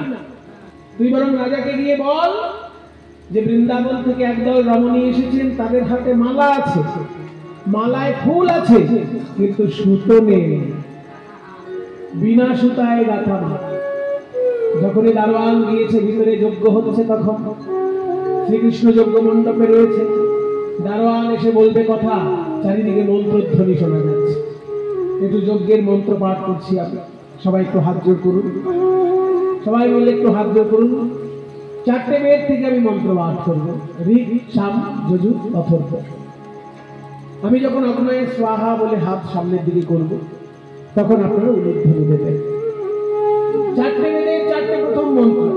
ঋগ্বেদের প্রথম মন্ত্রটি অগ্নির উদ্দেশ্যে, সামবেদের প্রথম মন্ত্রটিও অগ্নির উদ্দেশ্যে, যজুর্বেদের যে প্রথম মন্ত্র বলা হয় সেটা বায়ুর উদ্দেশ্যে, এবং অথর্ববেদের যে প্রথম মন্ত্রটি বলা হয় সেটা অপ দেবতা বা জলের উদ্দেশ্যে। তাই 4টি বেদের 4টি মন্ত্র আমি পাঠ করছি।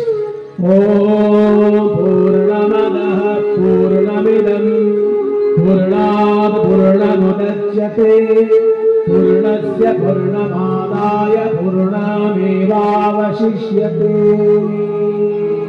ओम अग्नि वीणे पुरोहितं यज्ञस्य देवं ऋत्विजं हुतारं रत्नधातमम् ओम अग्नये स्वाहा इदमग्नये ओम अग्न आयाहि वेतये गृणानो हव्यदातये निहोता सक्ति बर्हिषे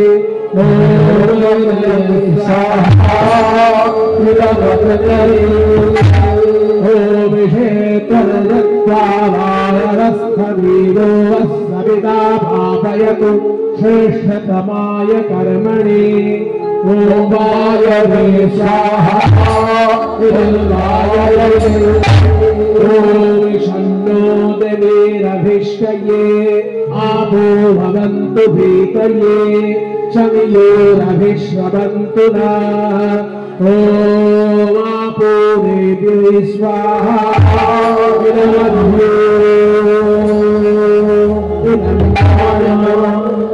ॐ स्वस्ति न इंद्राः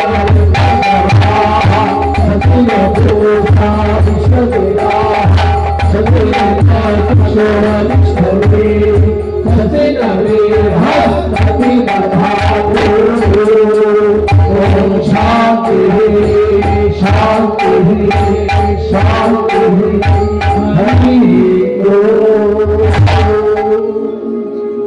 বৈদিক ঋষিগণ বেদ মন্ত্র পাঠ করছেন, যজ্ঞ হচ্ছে, আর দারোয়ান এসে বলছে মহারাজ একদল রমণী এসেছে, তাদের হাতে মালা আছে, মালায় ফুলও আছে, কিন্তু সুতো নেই। এই কথা শুনে গোবিন্দ ছুটে চললেন পূর্ব দ্বারে। যেই না রাধারানীর দিকে তাকিয়েছেন অমনি রাধারানী মুখ ঘুরিয়ে নিলেন। কইরে রাই, গোবিন্দ দেখবে বলে এত কষ্ট করে ছুটে এলি, ওই তো গোবিন্দ, তুই মুখ ঘুরিয়ে নিলি কেন? রাধারানী বলছেন আমি যে গোবিন্দকে দেখবো বলে এসেছিলাম এ তো সেই গোবিন্দ নয়। হ্যাঁ, তুই কোন গোবিন্দ দেখতে এসেছিলিস? আমি রাজা কৃষ্ণ দেখতে চাই।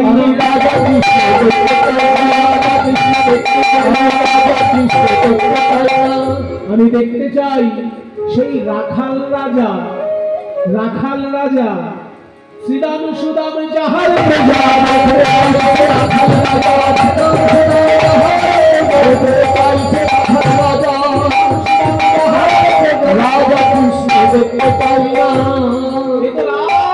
কৃষ্ণ। আমি চাই রাখাল বেশি কৃষ্ণকে, কারণ আমি তো রাজা কৃষ্ণকে ভালোবাসিনি, আমি রাখাল কৃষ্ণকে ভালোবাসি। এই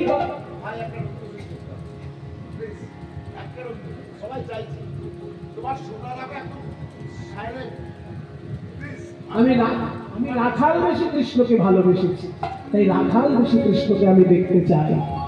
রাখাল বেশি কৃষ্ণকে দেখতে চেয়েছেন। শ্রীকৃষ্ণ মনে মনে চিন্তা করলেন দান ব্রত যজ্ঞ। দান ব্রত যজ্ঞে কি বলা হয়েছিল?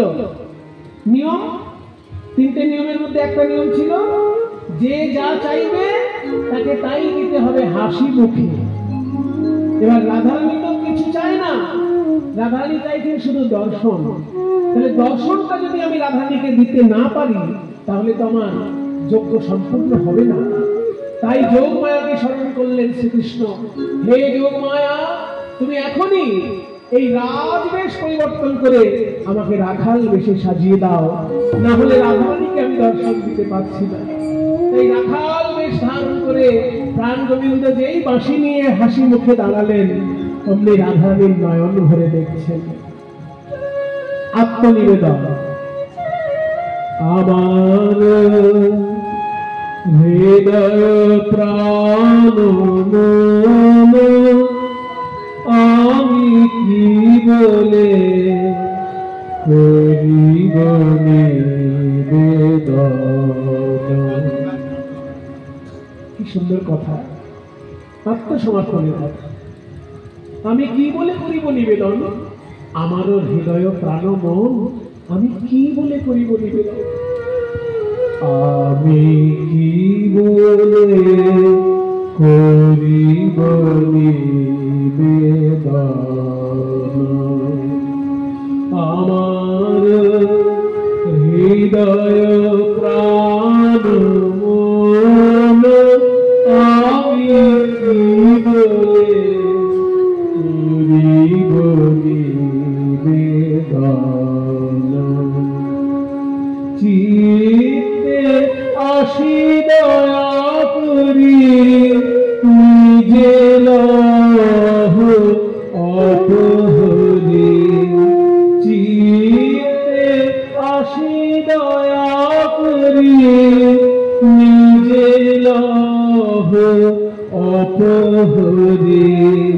করতারে আপনারি ধন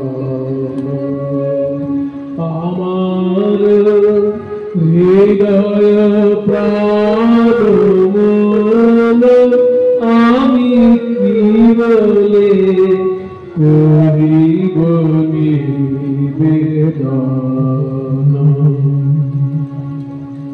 ভগবানকে দেহ দান করতে হয়, কিন্তু আমি দেহটা দেব কি? এই দেহটার পরিণতি কি?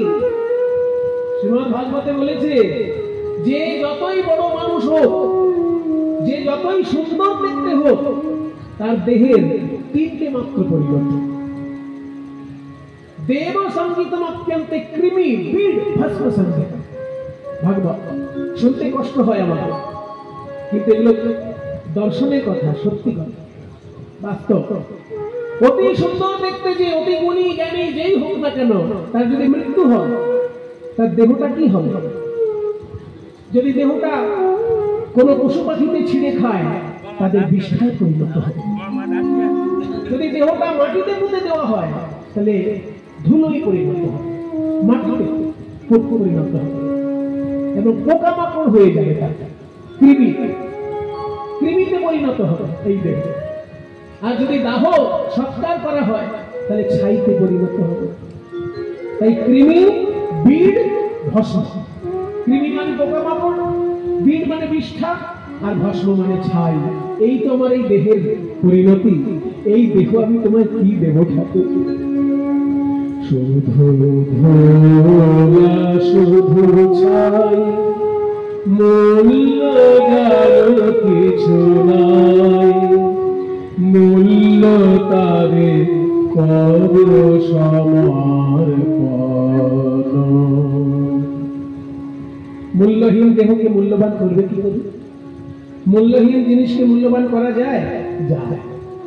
যদি পরশ পাথরের ছোঁয়া পায় তাহলে লোহা হয়ে যায় সোনা। পরশ পাথরের ছোঁয়া পেলে লোহা হয়ে যায় সোনা, সে তখন মূল্যবান ধাতু হয়ে যায়। ঠিক তেমনি হে গোবিন্দ, তোমার চরণ পরশের যদি ছোঁয়া আমি পাই, আমারও মূল্যহীন জীবন মূল্যবান হয়ে যাবে। স্পর্শে তব পরশ রতন, মূল্য তারে কর সমর্পণ। শুধু ধোলা শুধু ছাই, মূল্য যার কিছু নাই, মূল্য তারে কর সমর্পণ।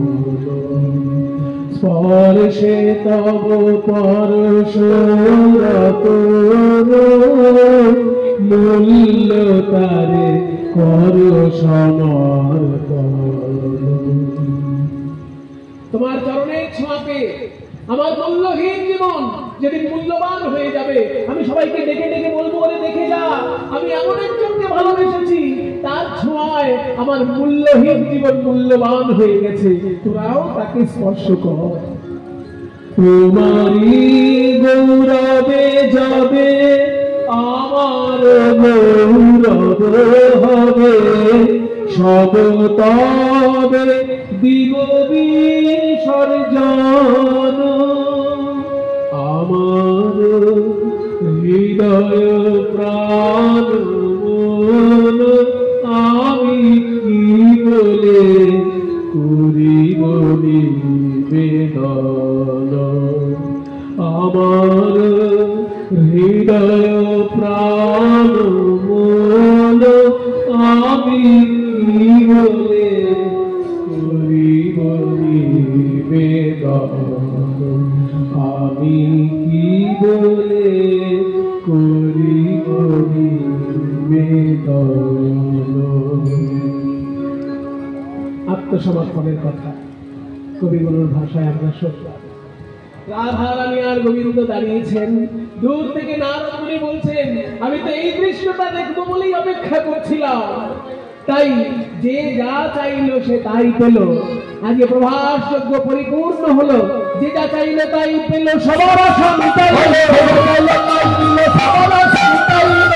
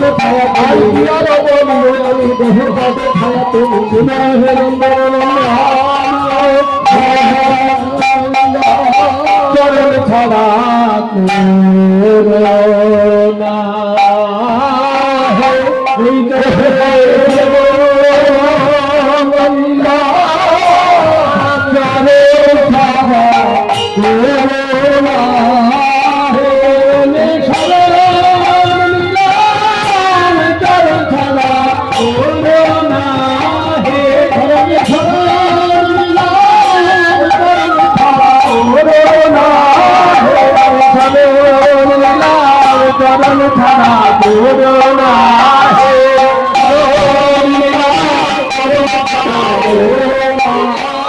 জয় রাধে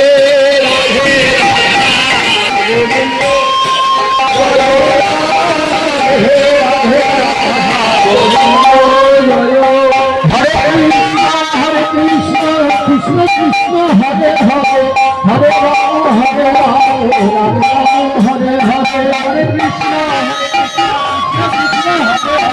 হরে রাম হরে রাম হরে কৃষ্ণ কৃষ্ণ কৃষ্ণ হরে হরে হরে রাম হরে রাম রাম রাম হরে হরে হরে কৃষ্ণ কৃষ্ণ কৃষ্ণ হরে হরে হরে রাম রাম রাম হরে হরে কৃষ্ণ কৃষ্ণ কৃষ্ণ হরে হরে হরে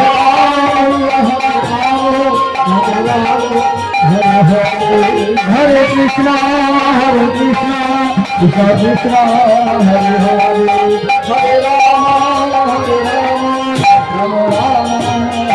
রাধা রাধা গোবিন্দ রাধা গোবিন্দ রাধে রাধা গোবিন্দ জয় রাধে রাধা গোবিন্দ জয় রাধে রাধা গোবিন্দ জয় রাধে রাধা গোবিন্দ জয় রাধে রাধা গোবিন্দ জয় রাধে রাধা গোবিন্দ জয় রাধা গোবিন্দ জয়।